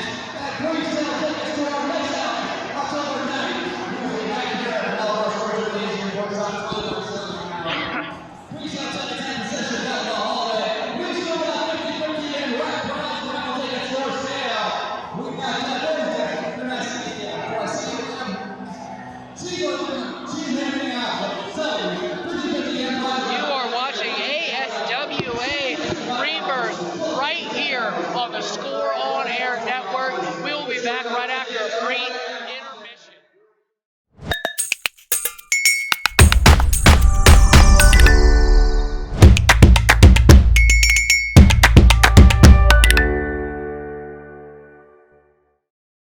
you've ever dreamed of a career in the sports production industry, your dream could come true. The Ohio Media School is enrolling their next sports emphasis class soon. You'll learn about all the different aspects of what goes into the broadcast that you watch or listen to. Go from behind the scenes to the front of the camera. You'll also get hands-on opportunities to practice your skills through the Score On Air network. Call the Ohio Media School at 614-655-5250 or visit beonair.com/Columbus. Hey everybody, welcome to ASWA Rebirth. This is Debbie. I am here with, state your name for me. Dale. Dale? Aaron? Yeah. Sheena? Lou. And Lou. These guys have been coming to the shows for years. They are solid ASWA fans. How do you guys like the show so far? You like it? How about you? Do you like the show so far? Yes, I like it. All right. How about you? What do you think of it, Sheena? Yeah. How about you, Lou? It's great. It's great to see everybody back. Absolutely. We are going to get right back to the action right here at ASWA Rebirth. I'm Debbie with Score On Air Network. We'll be right back. Crazy story. I hated pro wrestling. Never watched it. I was 23 years old when I seen my first match. The only reason I went and seen a match because I seen Hogan on the Rocky movie as Thunder Lips, and it's the first time I seen any wrestling, and I was like, yeah, that's pretty cool, you know. So my ex, she was friends with somebody that was a delegate. Well, the lady's boyfriend was a delegate from Maryland. So she's like, hey Barry, would you like to go see wrestling? And I'm like, well, yeah, that's cool, because she goes, Hulk Hogan's going to be there. And I'm like, yeah, that's cool, you know, I'd like to see Hogan. So we go to the show, and the delegate had seats were right in the front row. It was the first two seats, and it was the aisleway right where the wrestlers came out. So I actually got to see how big the guys were and everything, and I'm like, man, these guys are monsters. Back then I only probably weighed about 180 pounds. So kind of seen what they were doing, not so much with the WWF when I seen that show, but I lived right outside of Baltimore, so Baltimore was like kind of the mecca back then of WWF and NWA. And then like a week later, they gave us seats for the NWA because he would get seats for every show. And she's like, yeah, you want to go again? I'm like, yeah, sure, I'll go. But then I seen people like Ric Flair and Robert Gibson, Ricky Morton and on. I'm like kind of really watching them then, and I'm seeing, you know, the little secrets that they're doing and stuff like that. And I'm like, told my ex, I go, I can do that. And I'd played sports all my life. I was a baseball player and played football and stuff like that. So I got in contact with this guy named Gary Juster, and he was the promoter for the Baltimore Arena for NWA. So got his number, and that was the worst thing that could have happened because I just kept calling. And finally, after about 2 years of bothering the guy, because back then wrestling was a closed sport. There wasn't schools like there are all over the place now. There was only a few. So finally one day he calls me up out of the blue and he's like, hey Barry, I got you 2 schools. He goes, there's one in New York City, it's called Quest. And then Paul Roma and Jim Powers are kind of like the trainers, and they're the guys that came out of there. He goes, also got another one called the Monster Factory in Paulsboro, New Jersey. Pretty Boy Larry Sharp owns it. He goes, and guys like King Kong Bundy, Bam Bam Bigelow, and people like that came out. And I'm like, well, if I'm going to do it, I'm going to go where the best went. So I went up and tried out. And well, first I called Larry, and this was probably about, it was around 1986, towards the end. And he's like, well, you got to be at least, you know, close to 6 foot. And he goes, you got to weigh over 200 pounds no matter what, or you can't try out. So I'm like, oh, man, I got to put some weight on. So I really started doing the Joe Weider, the Mega Packs, and drinking the Muscle Builder. And, you know, I went to the gym anyway, but I started really lifting the heavy stuff. Got up over 200 pounds, and then went up for a tryout. Came up, it was Charlie Fulton. It was the trainer there. So I would call Charlie because it might be snowing in Jersey, but it's not in Maryland. You know, here it is in wintertime, making the truck back and forth. And I totally devoted myself 110%. It was like I was there Monday, Tuesday, Wednesday, Thursday. I worked a regular job all day. I got off at 4 o'clock, got on the road. By 6 o'clock, I was at the training center. Spent 3 hours in the ring, and it was just me and Charlie. They had 2 rings up there, but nobody else was showing up to practice because it was really cold in the building. There was very little heat. back then. You know, it wasn't like you were in a luxury place like, you know, when you seen WCW and all them. Oh yeah, they had these great gyms, you know, all heated, air conditioned. There was none of that. So he's seen how devoted I was, and I mean, I basically got Charlie Fulton as a personal trainer for 3 months before anybody else even stepped in the ring. And then, but we had guys like Chris Candido going there. So I mean, you know, when I trained, I had a guy, Chief Thunder Mountain. He was an Indian, weighed 430 pounds, and he used to squash me in the corner, and then I'd, you know, take the bump out, and then he'd, you know, avalanche me in the corner, splash me in the ring all the time. Anytime somebody came in, they'd be like, "Hey Barry, get in the ring," you know. And me and Chief would do our thing, and then within like probably almost 4 months, Larry's like, "You're ready, man. I'm starting a league, and you're one of the main matches that's going to happen. You're wrestling Thunder Mountain." So I ended up having to wrestle that guy. You know, Larry's guarantee is, okay, I'll teach you how to wrestle, but I'm only going to give you one match. You know, and then once you have your professional match, you're basically an independent contractor, and you're on your own. But it worked out really good for me. He gave me a couple matches, and then I just happened to be up there one day. I took a friend up because he wanted to go up and meet Larry, and he was a pro wrestler too, my friend, the surgeon, Dave Coleman. So we're up there and we're wrestling, and we're the only guys at the school, and that was in Paulsboro, New Jersey. And the phone rang, and then all of a sudden, "Hey Barry, get in here." You know, so I go in the office, and he's like, "Hey man, how would you like to go to WWF?" You know, and I'm like, "Well, I'd like to go." I go, "But I really want to go to NWA." I didn't want to go and try to compete with guys that were 300 to 400 pounds. I wanted to be there with Ric Flair and all them guys, which were like 250, right around my weight. I was weighing at about 230 then. So, but I went anyway, and it was really neat. Back then they took care of you. You know, I went up, they paid you mileage, they paid your hotels, they fed you, and you know, they gave you money each night. But the thing was, they only paid you once, but you might wrestle 3 or 4 times. So, and it was a long night back then. It was, you know, we'd start wrestling at like 7 o'clock, but sometimes the TV tapings didn't end until like 1 in the morning. So, but yeah, the whole story with the getting in and all, Larry pretty much gave me the shot. And if it wasn't for Charlie training me, I probably would have never made it that far in pro wrestling to begin with. So, pretty strange for a guy that hated pro wrestling. I wanted to be a roller derby star, so that's pretty crazy, you know.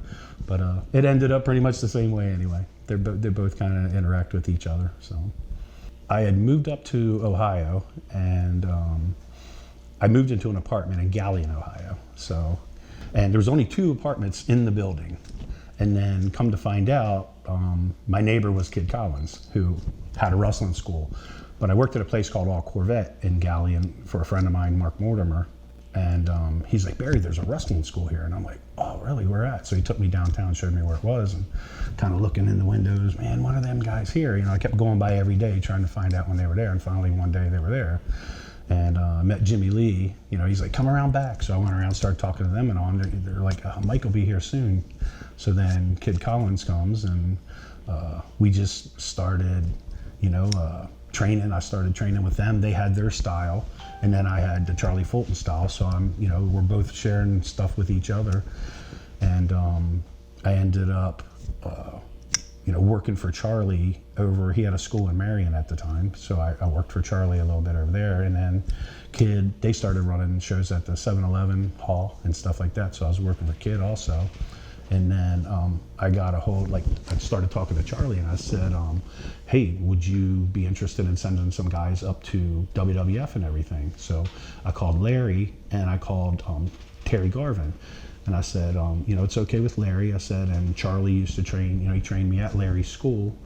And, you know, he has some guys that are really good down here. Would you, you know, bring them guys up with our guys coming from Maryland? Because I was still hooked up with Dwayne, my partner, taking guys from Maryland up. So, yeah, they ended up pulling a lot of them guys, you know, Kid and Jimmy, Ron Cumberledge, Thunder Morgan, and quite a few other guys. So it was pretty neat, you know. So we all got to hang together and did some shows up here in New York, and, you know, quite a few other places. And I know, I'm not sure if Jimmy and Kid were still doing like independent shots with, well, not so much independent, but WWE shots with them. And I know Thunder was, you know, he was doing some too. So that, you know, that was that. And then I ended up moving away, and I lived up in New York for a while.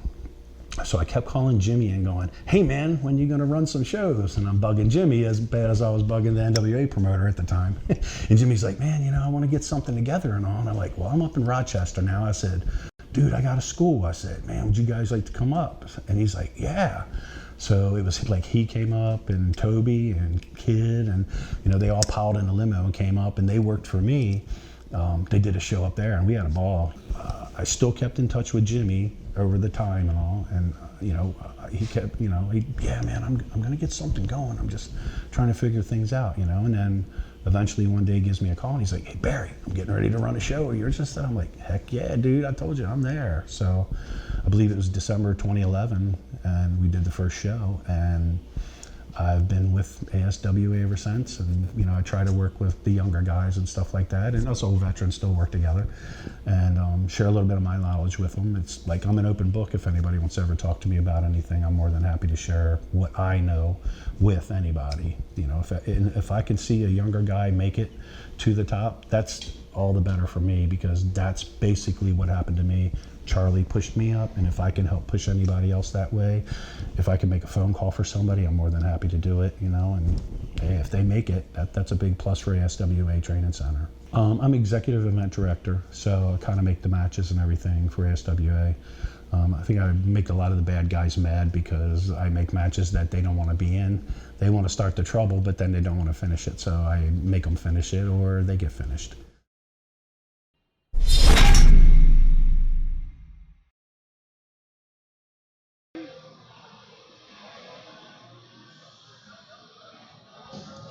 Hey everybody, it's Debbie again here at ASWA Rebirth.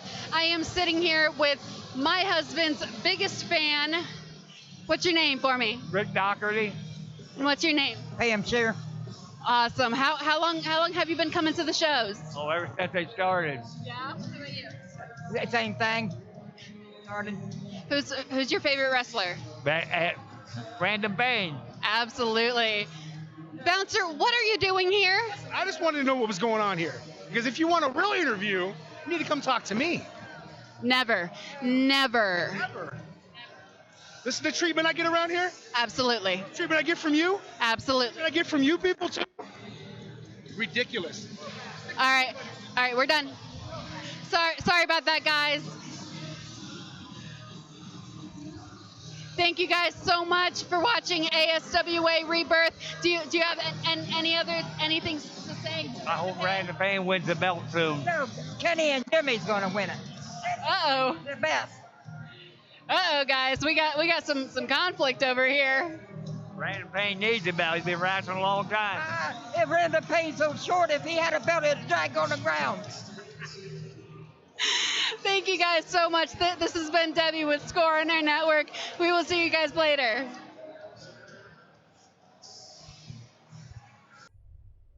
All right, guys, don't need to do any interruption right here. We know that we've got part of the status symbols up here. We've got, Brandon Payne and the bouncer over here. And I got a question for you guys. I know at the beginning of this match, at the beginning of this tournament, you guys end up having to wrestle each other. What's it like having to wrestle each other? Oh, man, can I answer that? Please. All right, I'm going to tell you something. First thing is first. The fans need to realize one thing. We are not about him or about me or about ASWA, any of those guys. We are a unit. It's not about he wins, I win. It's we win. And that's what it's all about. So it didn't matter that I took the pin. Hell, I didn't have a chance. The man had me down so fast, I didn't know what he hit me. No. Let me ask you a question. Okay. The question you need to be asking us is why did Jimmy get involved in my match? Why did you guys get involved in everybody else's match? What did we do? What you tell me? Oh my gosh, you guys have kept coming out throughout the whole entire night. Anytime anybody from your fraction was out there in the ring, you all were out there interfering. Okay, let me stop you right there, young man. First of all, what did I just say? Can you hear me? Is these working? Can you hear me? I told you, we are a unit. It's not one person. We are a unit. So if one status symbol goes out, that's it, baby. We are the status symbols. I don't give a shit about your rules or you can't get me fucked and everything. I don't want to hear that shit. We don't get involved with nothing, baby. We run the world. That's when you got to realize that. Okay, so we got to talk about people interfering in other people's business. Let me talk to you about your own people that you work with. I politely went over and spoke to the young lady and said to her, if you want to interview a real person, come and talk to me. And she shooed me away. That's what you represent? Dude, wait a minute. Now, I got to say one thing. She has a mind of her own. She's going to do what she wants to. So we're going to stick up for her now. Oh, okay. I see how it is. I can see how. First of all, she needs to learn that these bums out here ain't what it's about. You're talking class.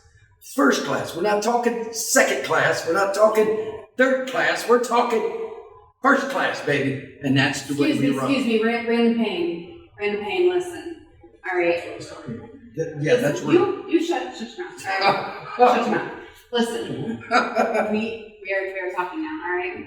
We are talking to the fans here, all right? Okay. I was talking to your super fan, okay? He had your shirt, your name on it, your picture with him on that shirt, all right? Okay. Can the adults talk again? Can the adults go back to talking again? I will leave this to you. Okay. That's what I thought. Let What the he was adults trying to talk. tell you was, it's real simple. See, we walk red carpets, we define restaurants. They have to define this is what the status symbols do. Can you get that through your head? I kind of got that through my head. No, there's no kind of, it's straight All through. right, let me ask this real quick, though. We've got the tag team tournament coming up. Yeah. Who are you guys going in there? We're going to tell you that? You think we're going to tell you our strategy? First of all, it doesn't matter who goes in there because as long as it's coming home to us, we don't care. That's all that matters. But you know what? I've already been attacked by Lady May. You guys saw that. You guys saw that. She told me to I shut did see my that, mouth. actually. I told her she had a mind of her own. I'm just telling you, she attacked me. I feel threatened. I'm not real sure if I need police or anything when I get home. Make a call to me.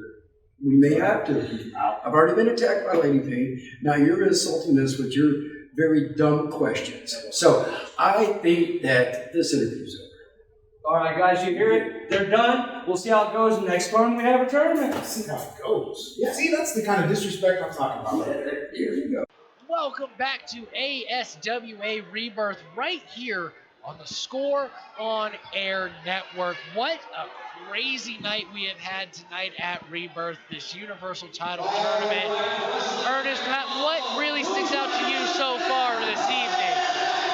Well, you have Robbie Collins continuing his hunt for his Universal title that he never lost. You have Izzy Lambert still getting a title that he wants. I mean, we can't gloss over the fact that Madman Fulton costed Jimmy Lee a shot at the title.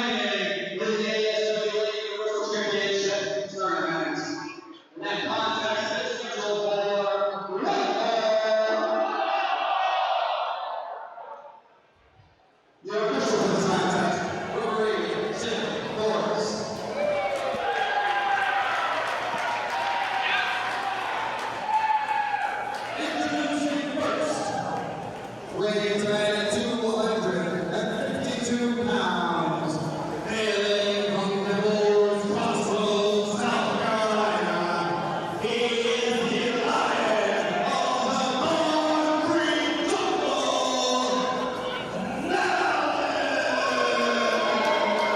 We are in for a treat tonight, fellas. The lion of the concrete jungle himself, Malice, is here. And he looks ready. The look on his face says everything. He will tear people limb from limb and smile while he does it. He's definitely walking in with a purpose. I fear whoever his opponent may be. He's almost about as scary as Jimmy Lee.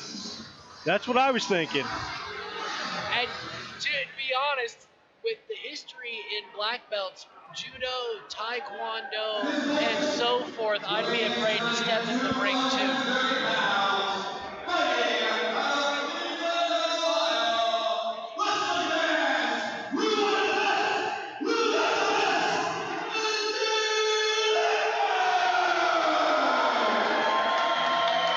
A tall task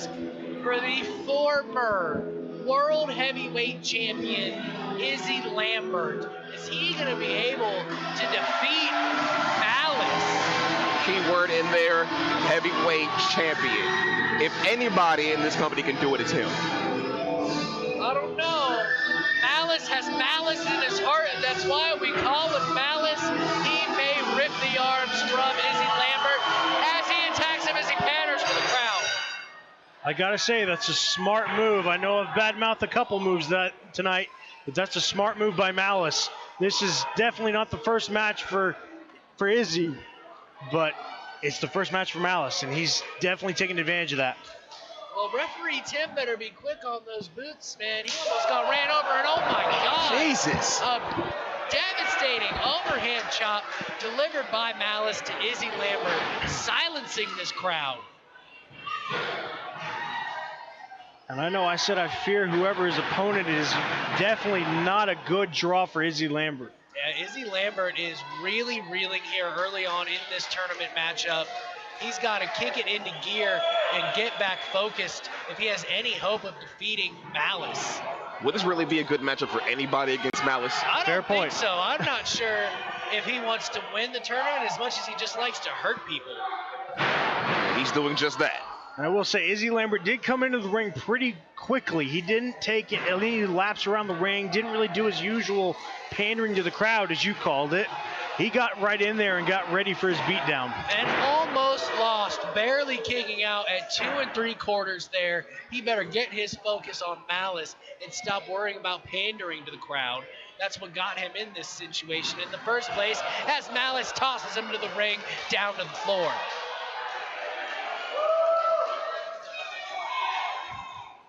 The wear and tear on Izzy's body is definitely showing here. He seems a little winded after being in one match already. Springboard sunset flip. Malice is able to kick out at 2 and quickly back to his feet and back down to the mat. Izzy back down to the mat. It's just like an animal. He stalks his prey and does not let it rest. There's just the smile on the face of Malice, enjoying the punishment he's delivering on Izzy Lambert. Well, when you have a name like that, I would assume you like causing pain. We got a real close shot there from the roaming camera of Malice destroying Izzy Lambert's throat on the middle rope.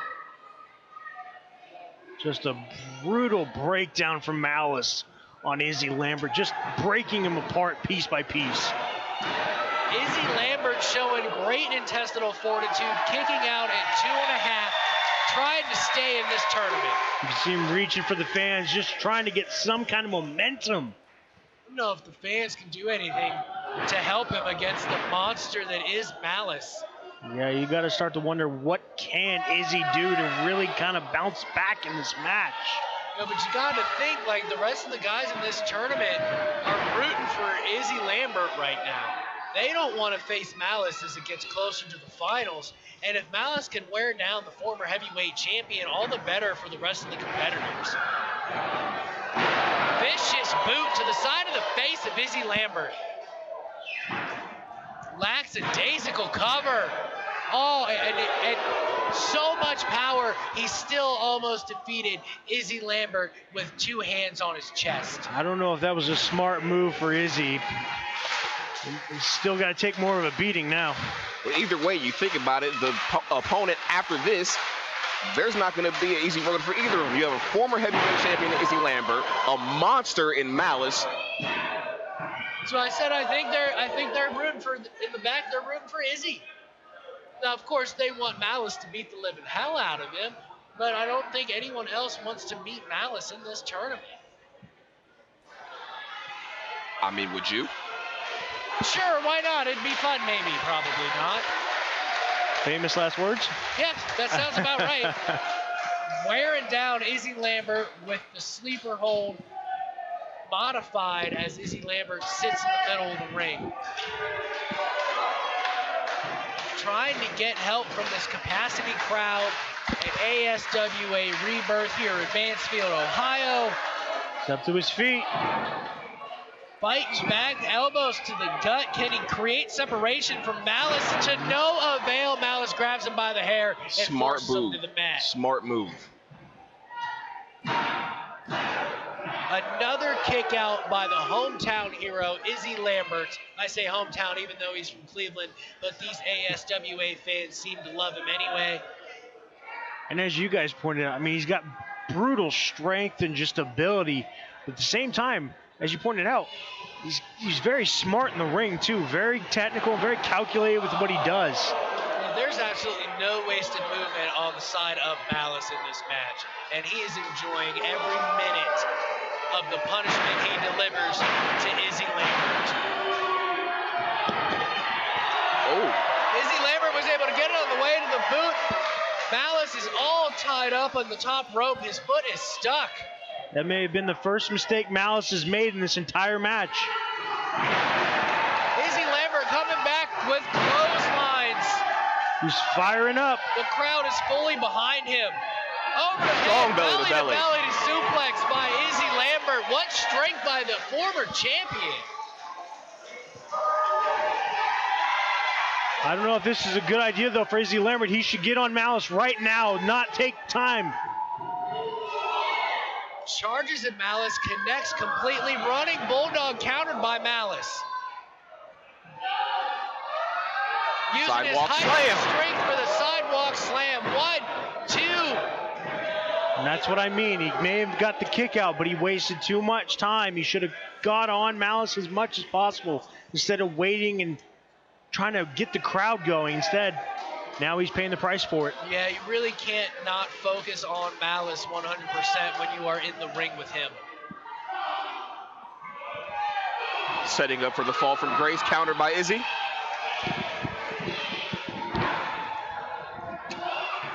Izzy was going for the twisted Ister to no avail. Malice countered that. Almost the world's strongest slam from Malice.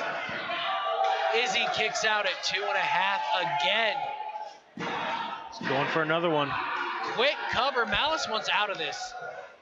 A third in a row. Izzy Lambert still able to kick out. Well, you got to imagine he's getting a little bit frustrated. I mean, he has delivered some impressive shots, but Izzy is still finding a way to retaliate and kick out. I can imagine he's probably getting really frustrated at this point, but he can't let that get to him. That's championship DNA. Izzy knows what's on the line here. Izzy has the heart of a champion, and Malice has had enough. He has a steel chair. And back to what you said, Jason, I don't think he really cares if he wins this match. He's just looking to cause some pain. Random pain. What a shot to the head by Malice to Izzy Lambert. There was nothing random about that. Nice clean shot to the face. The referee has called for the bell. Izzy Lambert is laid out in the middle of the ring after that devastating chair shot to Malice, who was quite possibly put in this tournament just to cause damage.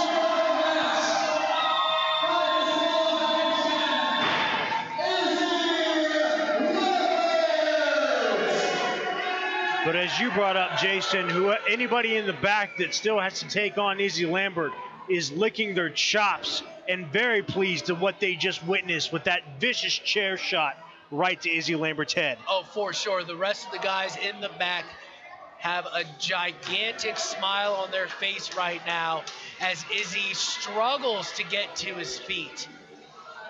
You think Izzy will compete? He's going to have to if he wants championship gold. Let's just hope he's not concussed. He looks completely out of it. Izzy Lambert is a fighter. I think he'll compete. I think he'll be ready to go, but he can't even stand on his own 2 feet. He can't. It doesn't look good. Not even a little. The devastation of Malice on full display for all to see in the middle of the ASW ring as Izzy Lambert can't even get on his feet. Even rolling outside, he can't stop his momentum and hits the floor. Well, there goes my pick. Izzy Lambert may not be able to continue in this tournament. Wobbly legged, he might be concussed. We need to get a close up there and see how bad he is as referee Tim helps their hero to the back to hopefully get a little bit of medical attention. At least the good news is for Izzy Lambert, he is going to have at least a little bit of time to recoup. I mean, a little bit, not much. I mean, he might have max 10, 15 minutes. I mean, these tournament matches, they are fast and they are furious. They come right after the other. It's already after, the stretch your legs minute. So there's not going to be much time for Izzy to recover here. But even if there is enough time, will it be enough time? I don't think it is. I think that Izzy Lambert is a whole lot of trouble in the rest of this tournament. Izzy's been through 2 matches already, a grueling one with Malice and a chair shot to the head.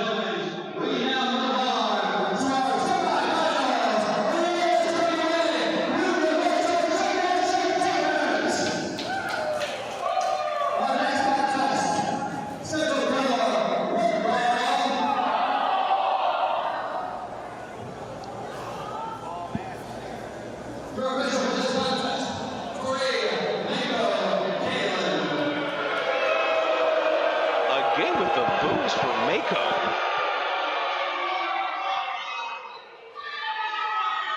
Like I said, this is not fair to this man. He is just out here trying to do his job to the best of his abilities, and the crowd is giving him an earful for absolutely no reason whatsoever. One of the finest professional referees you will find in this business. Do you know that for sure? For sure. All right.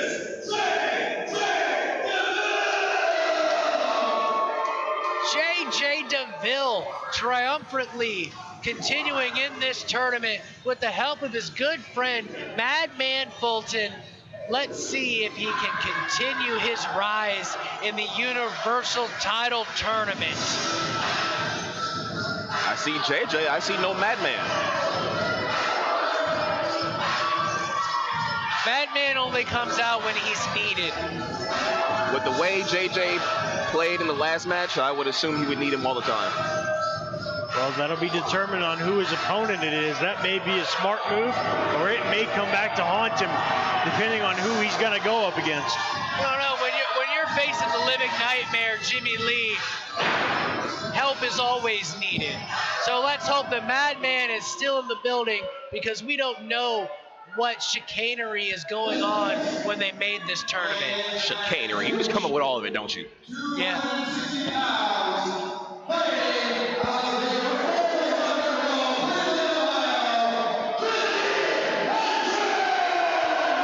Well, there you have it. Are you sure you don't need Madman Fulton at this point? I would think JJ needs it. Yeah, J.J. Deville may need Madman Fulton to help him defeat Kenny Hendricks.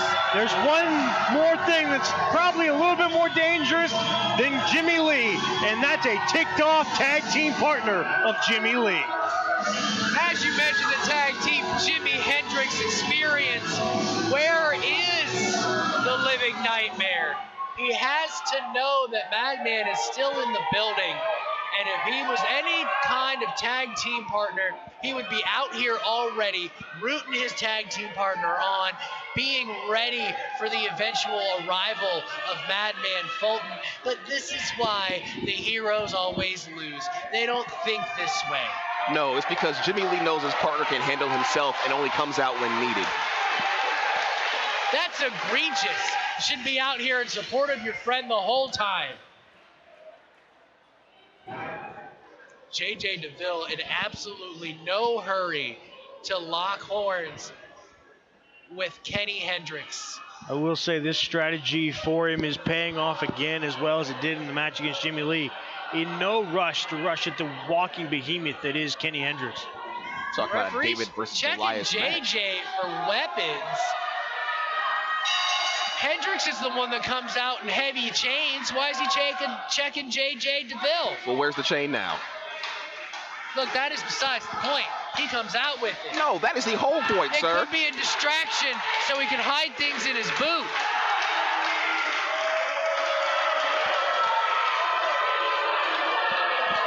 That is JJ Deville. You cannot treat him that way. This unwashed masses need to learn some respect. Well, I think he should worry more about what's in the ring than what's on the outside of the ring. Look, they are heckling him like they're in a comedy club. He must respond. Oh, JJ's treating this like a comedy match. Look, he puffed himself up. He's ready to go. I don't think that's going to work out well for him. Oh, he tried though, and that's what's more important. He tried to run over Kenny Hendricks, and well, he just kind of bounced off the monster man that Kenny Hendricks is. Still jaw-jacking with the crowd. I think at this point he may want to focus on Kenny. It's a big dude. He could like throw me across the ring with one hand. I think he's about to do the same thing to JJ. Very well may. Bouncing off the ropes again. Can he do it? Huge body slam. Survey says no. And JJ Deville smartly rolls out of the ring to recover from the devastation that is Kenny Hendricks. He's quickly learning that he needs to not go after Kenny Hendricks. And Kenny is loving this. You got to do something. You can't stand there and get beat up. Might as well try, right? He's got to be smart about this, though. He cannot go charging at Kenny Hendricks. That's my point. He needs to use his speed. He's being smart right now by taking his time on the outside of the ring to try to recuperate and figure out how to take down this monster of a man that is Kenny Hendricks. Calling for timeout. What strategy? There's no timeouts in wrestling. Who says? I'm pretty sure everybody. That's untrue and egregious. Hendricks was ready to come after JJ Deville there. See, here's the game plan of JJ Deville to frustrate the gym rat that is Kenny Hendricks, because, I mean, he's got to live in the gym. Look at it. Slowly making his way back into the ring. But again, getting right in the face to Kenny Hendricks. Look, JJ Deville is a man's man. He is not going to cower to anyone. And if that means standing chin to chest with Kenny Hendricks, then that's what that means. Not a coward. He spent more time outside the ring than he has inside the ring the entire night. That is tactical maneuvers, sir. He's trying to make sure he hits him just the right spot. Make him make some mistakes. Well, so far, Kenny Hendricks is hitting all the right spots on JJ Deville. He's wearing him down. Kenny will get tired eventually. Let's see how that strategy works.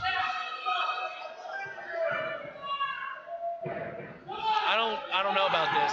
Sperry, look, see, he used his brain, and now Kenny Hendricks has found himself over the top rope, all the way to the floor, because JJ Deville had a game plan coming into this match, even though he didn't know he was facing Kenny Hendricks. JJ better watch with the ref. That can cause disqualification.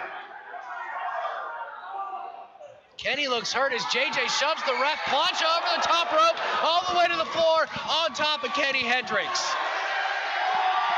Kenny Hendricks holding his shoulder. There may be more damage done than we may have first thought when he went flying over that top rope. Well, give JJ Deville a lot of credit. He bided his time, and now he's reaping the rewards. Standing on the throat. Using all his weight onto the throat of Kenny Hendricks, rolls in, breaks the count so he can increase the damage on the outside, does it again just to show the referee who's boss. And the referee is not having it. Hard right hand by JJ Deville, spinning Kenny Hendricks all the way around, followed by a roundhouse. No, don't do it, JJ. Don't get yourself disqualified. Well, safe to say JJ Deville has at least a little bit more smarts than Malice did earlier. Using his martial arts background to continue working the midsection of Kenny Hendricks as well as the thighs. Hey, take the big man at the legs and chop the tree down. Create a Charlie horse. He may have a nice, easy showing here tonight in this semifinal matchup. Kenny Hendricks has still not been able to recover from the damage caused on the outside. Eats a roundhouse to the chest. And another one down, face first on the outside. JJ is just loving this. He's got the big man down, and he is just gloating all over the place. As he should. The technical ability to get a man that size in your control is astronomical. Getting the big man down is one thing. You have to keep him down at the same time. He seems to be doing a good job. Kenny Hendricks has been down on one knee almost this whole time, and a vicious European uppercut sends Kenny Hendricks facing the barricade. Rolls him back in so he can get an untainted victory. Kenny Hendricks out on his feet. I don't know how smart that was, though. Kenny Hendricks as pandering to the crowd, Jason. That's exactly what he was doing. Pandered to the crowd, tried to deliver a high leg lariat to Kenny Hendricks, and Kenny Hendricks is able to dodge out of the way. Referee is checking on J.J. Deville. Hendricks charges, and J.J. Deville, using his brains, gets the referee in between them. Now that's a coward move by Shoves him Hendricks. off. Low. By J.J. Deville. What is that? And he sells it like Eddie Guerrero. Hurries to the top rope. Are we gonna get a high-risk maneuver? Frog splash! Frog splash! Cover 1, 2, 3. J.J. Deville has done it. He has defeated the monster of a man known as Kenny Hendricks. What a cheap, underhanded tactic to get a win. That was sure skill and tenacity. Oh yeah, low blow, real skill. It looked like Hendricks delivered the low blow. J.J. Deville was there in pain too. Cheap and underhanded, Travis, but it was smart. Smart. I will give him that. He made the right move. And effective as he stays in this tournament and eliminates Kenny Hendricks. Looks like the Jimi Hendrix Experience is going to have to try for those tag titles in the tag title tournament, because neither one of them are in the Universal title tournament. And both of them get screwed over by J.J. Deville. J.J. Deville did nothing to the first the match. living nightmare, Jimmy Lee. That was all Madman Fulton. He did that on his own accord.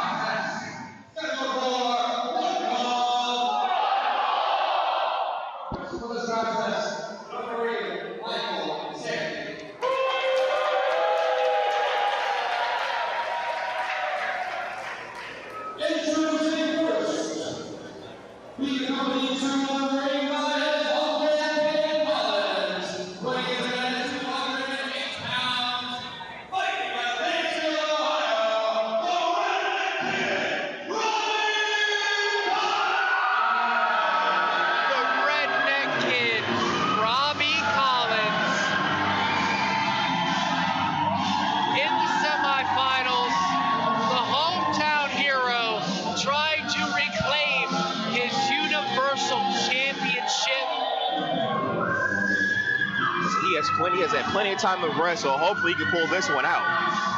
Yeah, you got to imagine he's probably the favorite, no matter who his opponent is at this point. He's had at least 4 matches to kind of sit back there, figure out who he should be worried about, and just kind of rest and relax after that brutal match he had against Benjamin Boone. Well, and to be fair, it seems that he gets the loudest pop of the night compared to everyone. I mean, we've had loud pops for Jimmy, and as long as when you take Madman Fulton out of the equation, because he got the loudest pop of the night for sure.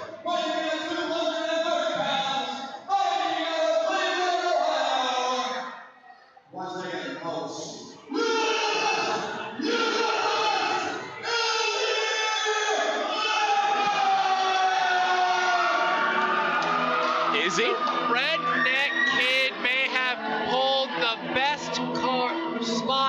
this tournament, the beaten and battered Izzy Lambert has been scheduled as his opponent for this matchup. But can he make it out to the ring? That's the question, because he had a good 10 minutes to recover from that devastating chair shot earlier. There he is. Give the man credit. He's at least coming out to face his due. But is that a smart move? As much as he wants to be Universal Champion and get some more gold around his waist, sometimes you do have to think about your health. He's doing this more out of pride than anything. This is Izzy Lambert, though. Smarts go out the window. This is, and not saying that he's making a stupid decision, but this is about pride.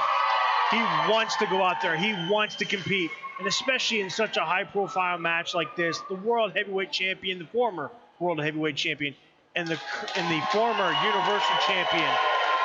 I hope he's at least a little bit rested, because this could be one incredible match. Look, I don't know if this is a smart move. Sometimes you have to push pride out of the way. It seems to me that even the crowd noise is causing pain in the back of the head of Izzy Lambert. Let's see how much this affects him in this match against the redneck kid, Robbie Collins.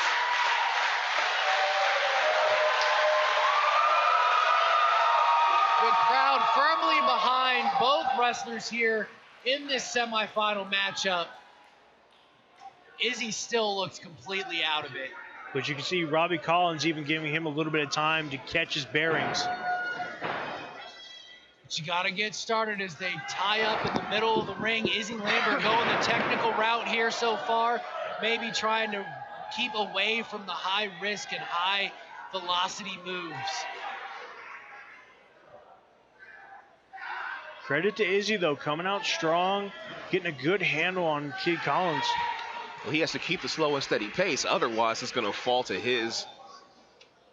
Oh, wow. He's going to want to definitely reduce the punishment he takes. Any backdrops will probably be bad news. Doesn't want to take any vertical suplexes as he shows his power over the redneck kid, Robbie Collins.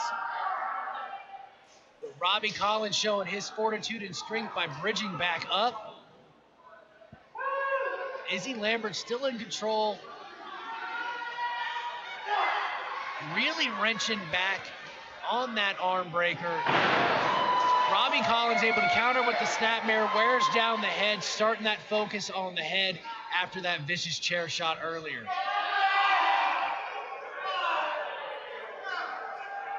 And as you pointed out, he's already worn down from that brutal match against Malice. How many shots can he realistically take? Look, redneck kid being smart, going for a cover early, already got two. Just trying to wear him down with these submission holds to get a nice, easy victory to the finals. I mean, you want an easy road to the finals, this is it. And Izzy's barely been able to get out of the box here. The first of this match showing the technical prowess he may be able to muster. Redneck Kid counters Izzy into the corner, charges, and a big splash right to Izzy, wearing him down some more. Good counter by Izzy, charges, but there's not a lot of mustard behind that clothesline. Goes for the bulldog and countered by Redneck. It was a great show of power by the Redneck Kid. Goes for the super kick, countered by Izzy Lambert. Smart move, going for the Texas Cloverleaf. Can he turn the Redneck Kid over? No, covered by the Redneck Kid.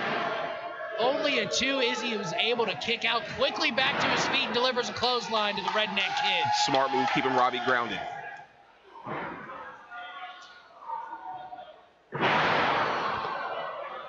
Quick cover by Izzy after the suplex. Redneck Kid kicks out at two. I thought he was almost going for Twisted Easter to get the heck out of this situation, but he tricked me and gave him the vertical suplex. That wouldn't have been a dumb move, though. You do want to get out of here as fast as possible if you're Izzy Lambert. Yeah, we don't know the condition, if he has concussion or just a severely bad headache, but he definitely needs to get out of this match as quickly as possible. The longer this goes, the more it helps the Redneck Kid, Robbie Collins.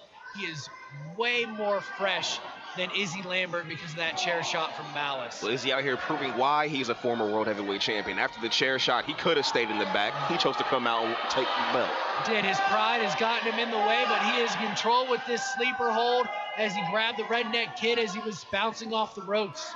And that's a good point, Ernest. Like, he might be concussed, but at the same time, he looks like a man possessed because I've seen so much offense out of him that I didn't even remotely expect, given what we saw after that match with Malice. I mean, he could barely stand up, and now he's got control over the Redneck Kid. I mean, this could all very well be all instinct and muscle memory for Izzy Lambert right now.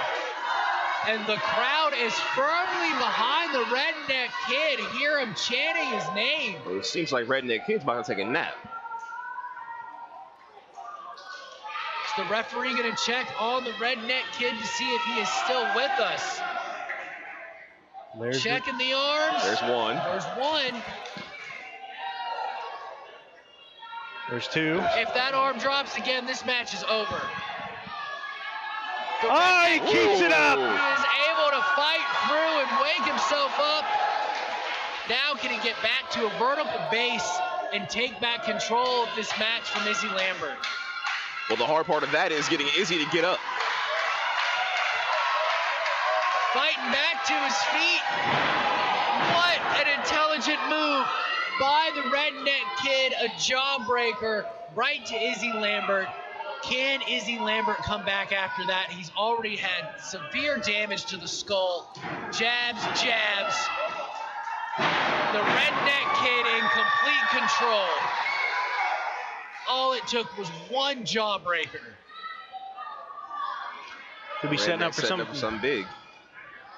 Springboard forearm right to the face of Izzy Lambert. Covers the former champion. One. Lambert kicks out at two. Did I miss one?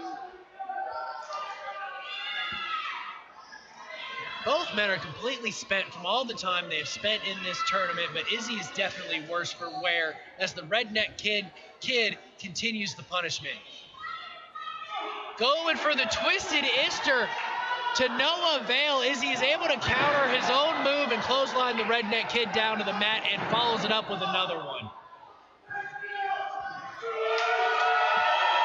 Izzy seems to be feeling it.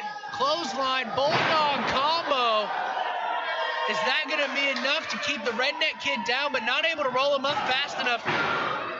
And the Redneck Kid able to kick out as Izzy struggled to roll him to his back. Robbie Collins, former champion, just like Izzy. It would never be over that easy. And there's a little bit more pride involved for the Redneck Kid in this specific tournament because he is the former Universal Champion. Yeah, but right now he might be on his way out as you see Izzy Lambert trying to feed off the crowd. Could he be going for twisted Ister attempt by Izzy Lambert, fought off by the Redneck Kid. Devastating DVD spiking Izzy Lambert right in the center of the ring. Izzy kicks out at two. How thick is Izzy Lambert's skull? All this damage caused to Izzy Lambert, and yet he is still able to kick out before three.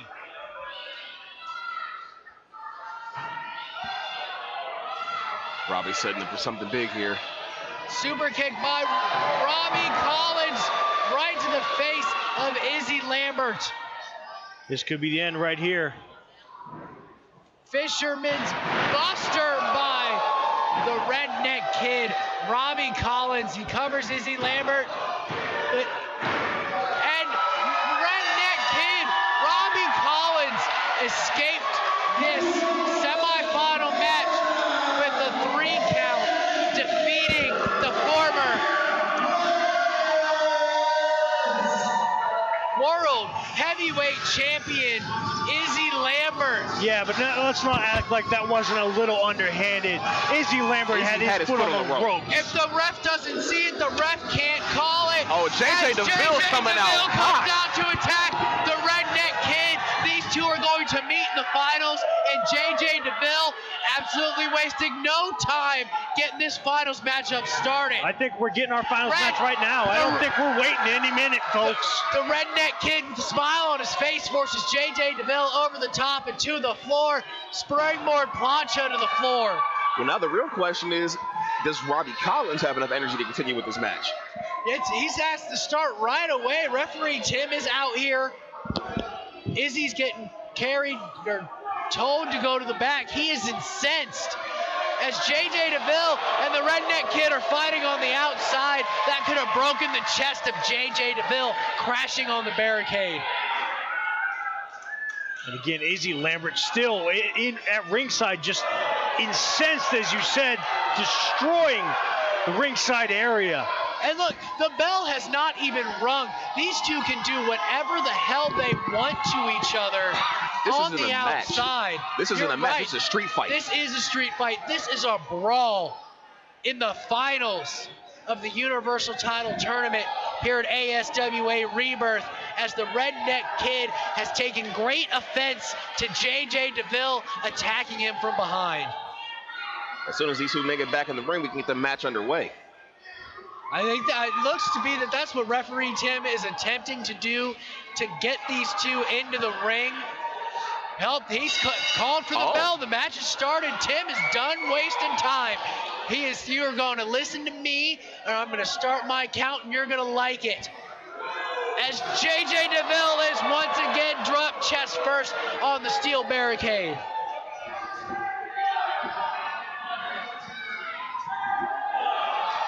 Vicious knee from the redneck kid, Robbie Collins, to J.J. Deville, who really, in this match, only got started before the match started by attacking the redneck kid from behind. Can't even get out of the gate.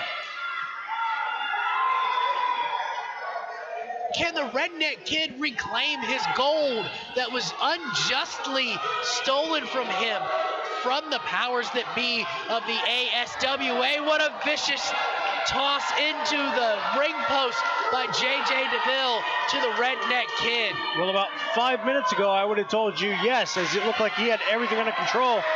But now J.J. Deville seems to definitely have this in hand. But is he really going to waste this opportunity by getting disqualified?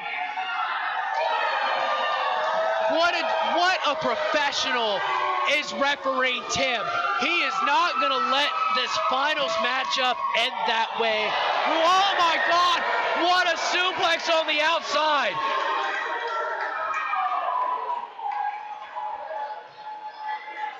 J.J. Deville on the receiving end of even more punishment. Well, you bring a chair, you pay for it in the end. He really did pay for it. Referee Tim was not having that nonsense. As redneck kid goes for the cover, J.J. Deville kicks out at 2.5.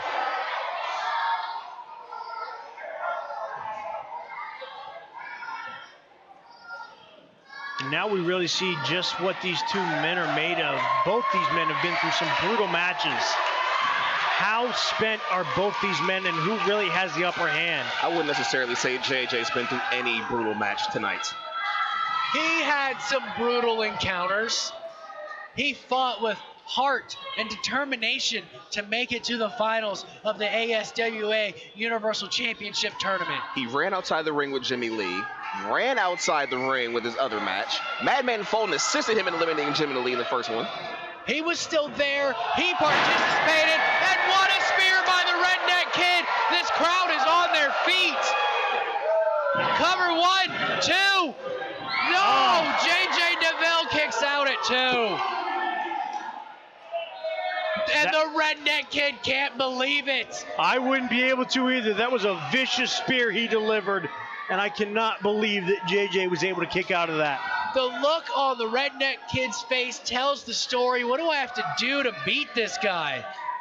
And especially given all that they did outside of the ring, beating each other up, you got to imagine he's very frustrated at this point. Well, that's a good point, because J.J. Deville did get most of the damage done to him on the outside, and yet the intestinal fortitude to kick out after that vicious spear shows how much the Universal Championship means to him.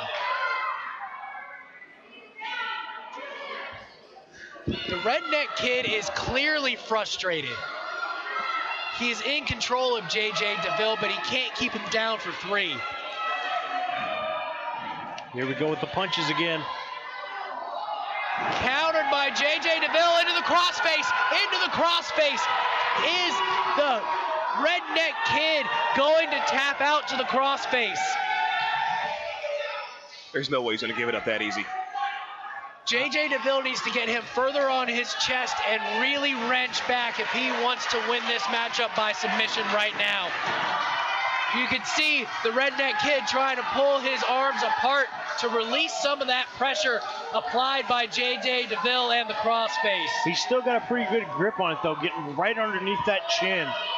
That's still a pretty effective hold. The Redneck Kid he rolls through, cover 1, 2. JJ Deville kicks out at 2. Ducks the clothesline, going for the crossface once again.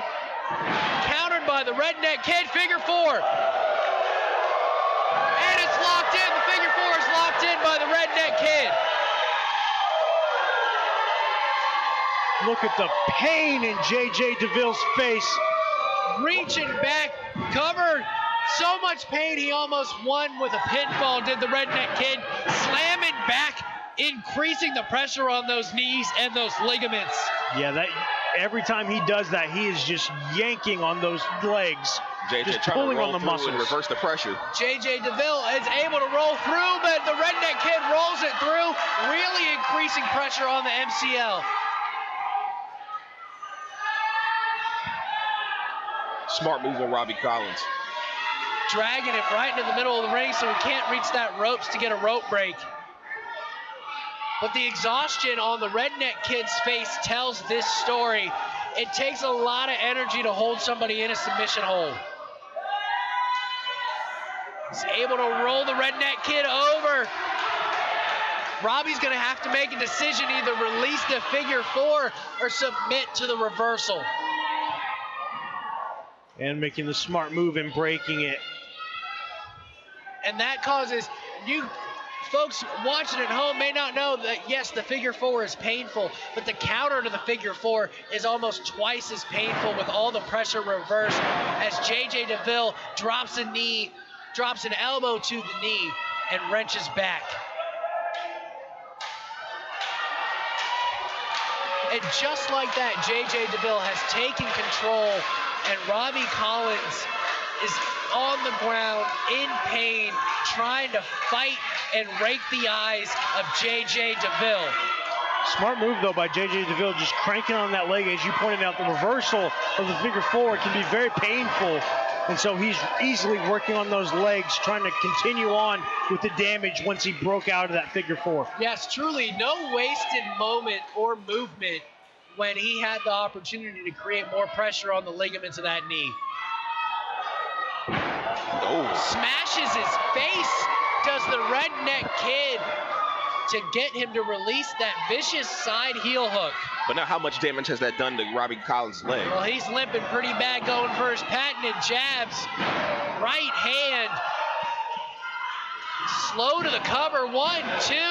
JJ Deville kicks out at 2.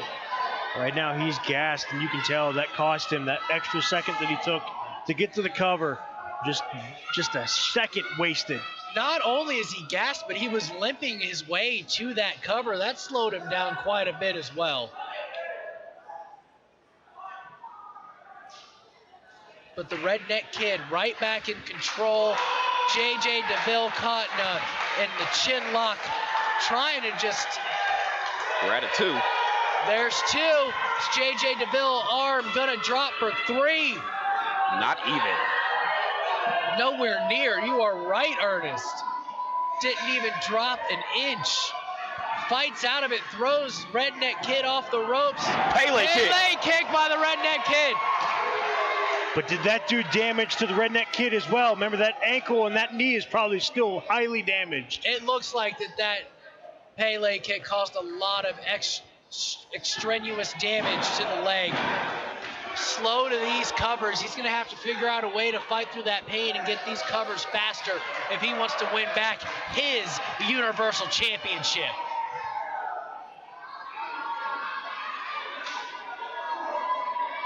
Fireman's carry by Deville. Vicious Death Valley driver. Cover 1, 2. The Redneck Kid kicks out at 2. Championship pedigree.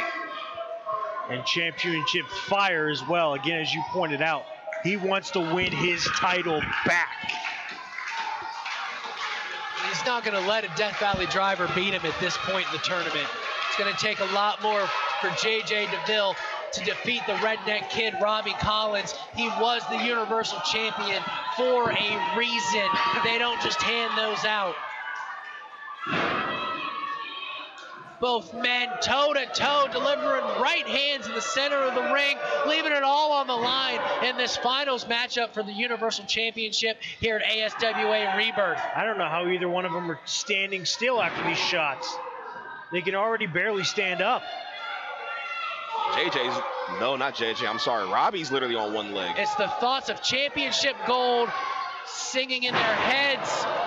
Fisherman Michinoku driver cover 2. No, J.J. Deville kicks out at 2 3/4. What does the Redneck Kid have to do to keep J.J. Deville, the man that you two have besmirched so much by the way he got into the finals of this tournament? I merely call it as I see it, Jason. This is the longest J.J. Deville has been in the ring. That is hardly his fault. If he wins quick, he wins quick. That's called smart wrestling. Call it what you want. I call this high risk as Robbie Collins goes to the top turnbuckle. Is this a smart move? He's got to protect that knee when he falls. J.J. Deville back to his feet. Tosses the Redneck Kid off with a veal. Crashing viciously to the canvas. And there's your answer as he just writhes in pain, landing on that leg. JJ looking for that frog splash again. He did land really awkward off that veal. J.J. Deville might have wasted a little too much time going for the frog splash. He hits it. J.J. Deville hit it. Going again for that crossface, it looks like. Third time's the charm, wrenching way back. He's got him completely on his stomach, telling him to tap. Is the Redneck Kid gonna tap out from the crossface of J.J. Deville? I'd be more worried about if he's gonna pass out. He looks completely out of it. Into a triangle. No wasted movement by J.J. Deville, the technical master that he is. Looks like a little bit of strength's coming back to the Redneck Kid, though. How much power does he have left in that all leg? His strength to lift J.J. Deville up into a power bomb. What an incredible amount of strength and just pure adrenaline to pull that off. Too slow for the cover. Too long, way too long for that cover. He is exhausted in that ring. J.J. Deville grabs the bottom rope, stopping the pinfall attempt. Referee Tim doing a great job not missing J.J. Deville's hand on the rope. The exhaustion is written all over their faces as J.J. Deville goes to what brung him and throws the Redneck Kid in another crossface. Smart move by J.J. having him away from the ropes, trapped in the middle of the ring, nowhere to go. And he has it cinched in completely. What is the Redneck Kid gonna do here? Is he gonna tap out, or is he gonna find a way to reach down and fight through the pain and get his Universal Championship back? It looks like the exhaustion's getting to him. We're at a count of 2. That's it. That's the match. The Redneck Kid has fallen to J.J. Deville.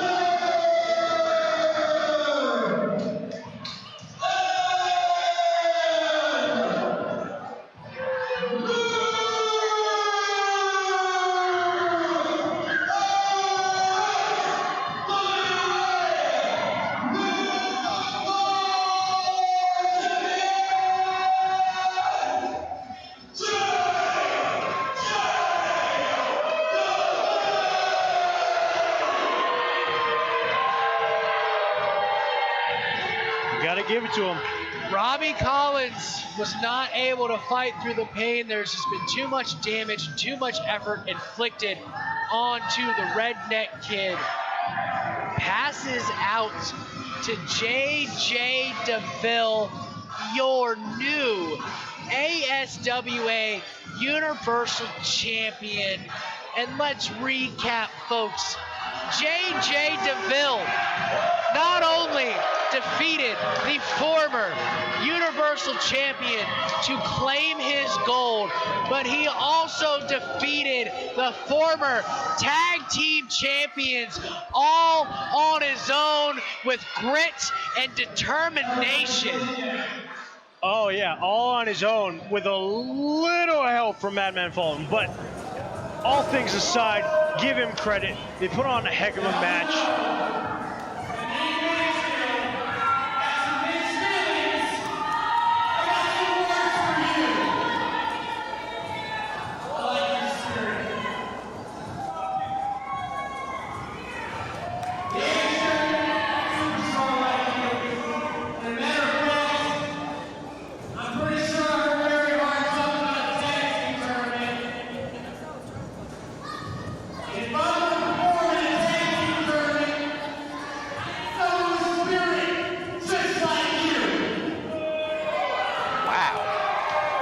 Serious. What do you say? Me and you, J.J. Deville, Collins, team up as a tag team tournament. Wow. What is the redneck kid gonna do? This is quite the opportunity to find a good tag team partner to try to claim tag team gold next month. I think that's your answer right there. Could this team be the favorites going into the tag team tournament? They very well may. There's not going to be a lot of tape on these two as far as teammates go, but they need to get to training real quick. And he's been turned on by his manager. The redneck kid just ate a DDT from his manager because he wanted to win gold. That's his uncle. Why? J.J. Your own Deville flesh is and in blood. there.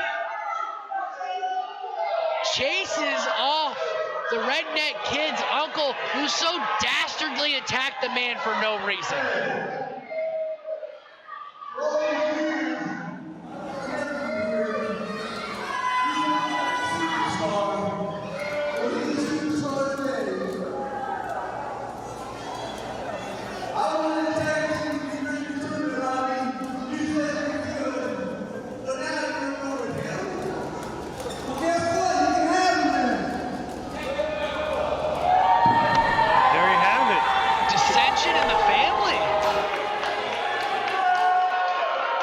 I'm in shock. Imagine those two at the next barbecue. Well, look, I mean, look at the professionalism of your new Universal Champion, J.J. Deville, checking the health. And here comes Madman Fulton. Madman Fulton is back in the entranceway, eyeing J.J. Deville. Did Kid Collins already find a new... What's going on here?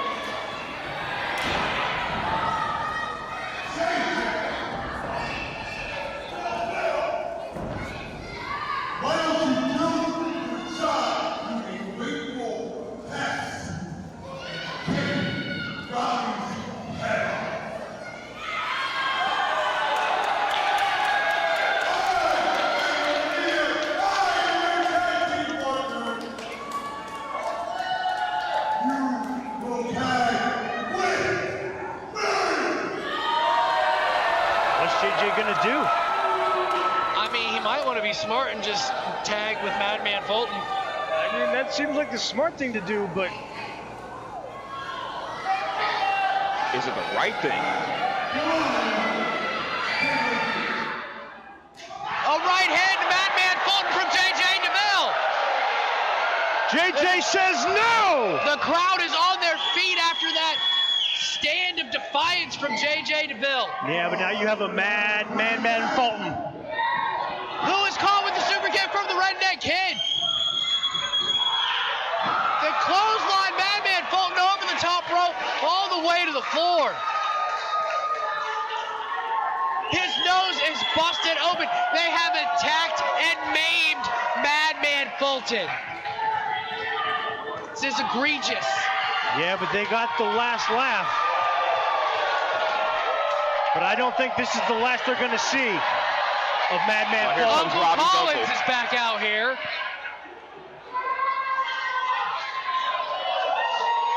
Who no longer wants anything to do with the Redneck Kid. You think we'll see a new tag team from Robbie's uncle and Madman Fulton? Does Madman Fulton need a partner? At this point, no, but you have to wonder. I mean, he's probably still going to be looking for a partner for that tag team tournament, but I mean, I'm still in shock of what we're seeing in the ring right here. I mean, JJ Deville and Robbie Collins as a tag team. And how quickly that happened. The Redneck Kid earned JJ Deville's respect. And respect means a lot in this business. JJ Deville turns his back on a longtime mentor and leader in Madman Fulton. And all this, we still kind of gloss over the fact we have a new champion. We do. We have a new Universal Champion by the name of JJ Deville here at ASWA Rebirth on the Score On Air Network.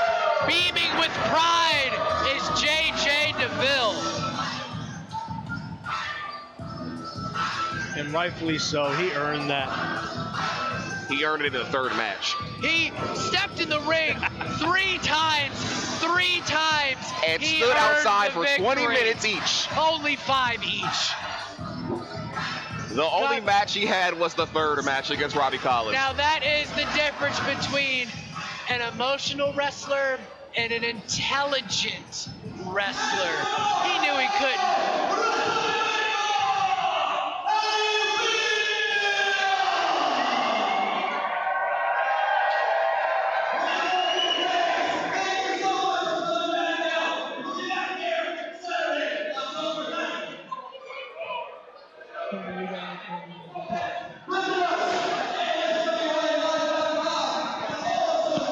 What a tournament, guys. That was absolutely insane. From surprise run-ins to a supremely surprising victory for the Universal Championship. Travis, give me your thoughts on this Universal title tournament and everything that transpired. I mean, my mind is blown. I cannot believe everything that transpired just in that last 10 minutes right there. I mean, it is absolutely incredible. But JJ Deville, he put on an incredible match with Robbie Collins, and both men should be pleased and proud of what they did in that ring tonight. And deservedly so, JJ Deville is your new Universal Champion. Really, I mean, first you start off with every member of the status symbols being eliminated. Then you had the Jimi Hendrix Experience being eliminated. And then JJ Deville, although I do disagree with the methods in his first 2 matches, he defeated 3 champions in one night. 3 former champions to win his Universal title. So he deserves it. And at the end of the day, he did it all on his own. All on his own with grit and determination. Obviously, he didn't ask for Madman Fulton's help because the ending of tonight's show very much showed that JJ Deville is not in the pocket of Madman Fulton. I'm really looking forward to this tag team title tournament that we're going to be having here at ASWA on October 9th. Can those two really make a formidable team, and I'm referring to the Redneck Kid, Robbie Collins, and JJ Deville, and maybe get double gold for JJ Deville and motivate Robbie Collins to win the heavyweight championship. Well, they took on a Madman Fulton together. I think they can take on the world at that point. It's to stand up to that, the most monster of all the monster men that we had here tonight at ASWA Rebirth. It sure was an intestinal showing by those two, that is Robbie Collins and the Redneck Kid. We thank you all for tuning in tonight to ASWA Rebirth right here on the Score on Air Network. I'm Jason McCarthy, this is Travis Snapper, and this is Ernest. Thank you all for watching. Now it's time for the man with the plan, the man with the hour, Kid Collins over here, and he seems to be pissed off about something. I understand. Why did you want him to turn on your team? Well, I don't get it. Okay, it's my nephew. Robbie, he's been coming up through the ranks all these years, you know. I've been teaching him what I know so he can do better and come along and get where he's at. There's a tag team tournament coming up. Him and I are supposed to tag team in it. We talked about it. At the end of that match, he decided he's going to go with JJ Deville and they can tag up. So, you know what? All bets are off. You know, you don't want to be... All it is I'm getting old. And Robbie, you just want to take me out behind the barn and shoot me. That's all you want to do. Well, I ain't going nowhere yet. You're going to have to put up with me for a while.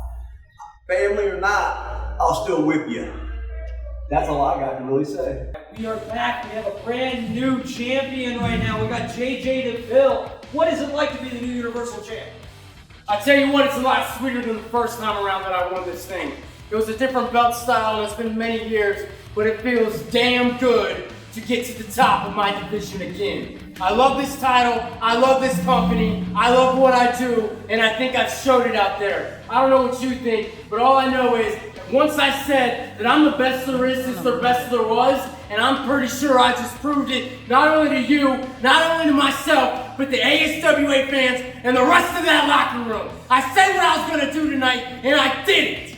So, what's up with you and Mad Dog Fulton now?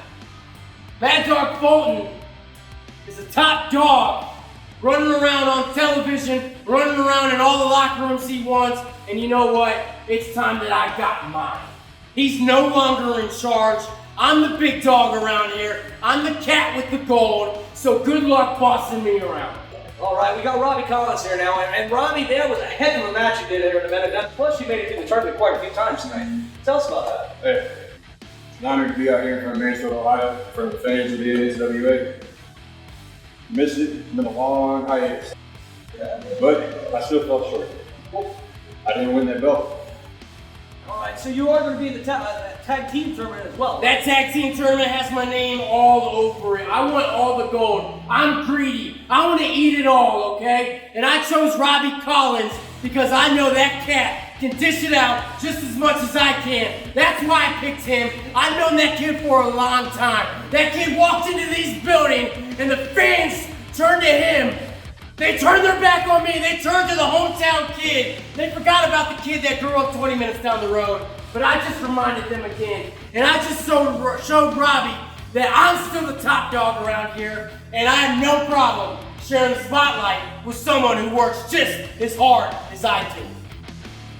Man, I'm pretty sure you're mad, just like your name says right now, because I mean, you did just get punked right in the ring. Tell us about that. Who's going to be your new tag team partner? Is that apparent, huh? That apparent that I'm mad, huh? These ungrateful insects. You give them everything. You give them everything. You give them the titles. You give them the name. You give them the fans. And how do they do it? Huh? By kicking you right in the bush? Come on! I'm what ASWA deserves. I'm the top guy here. I'm the superstar here. And he wants to kick me in my face? My face? You know how much money this face makes? Shit. I know what's so it's not about finding a tag team partner. It wants to be Kid Collins fine and stand on the apron. Next time I'm here, JJ Deville, we have unfinished business.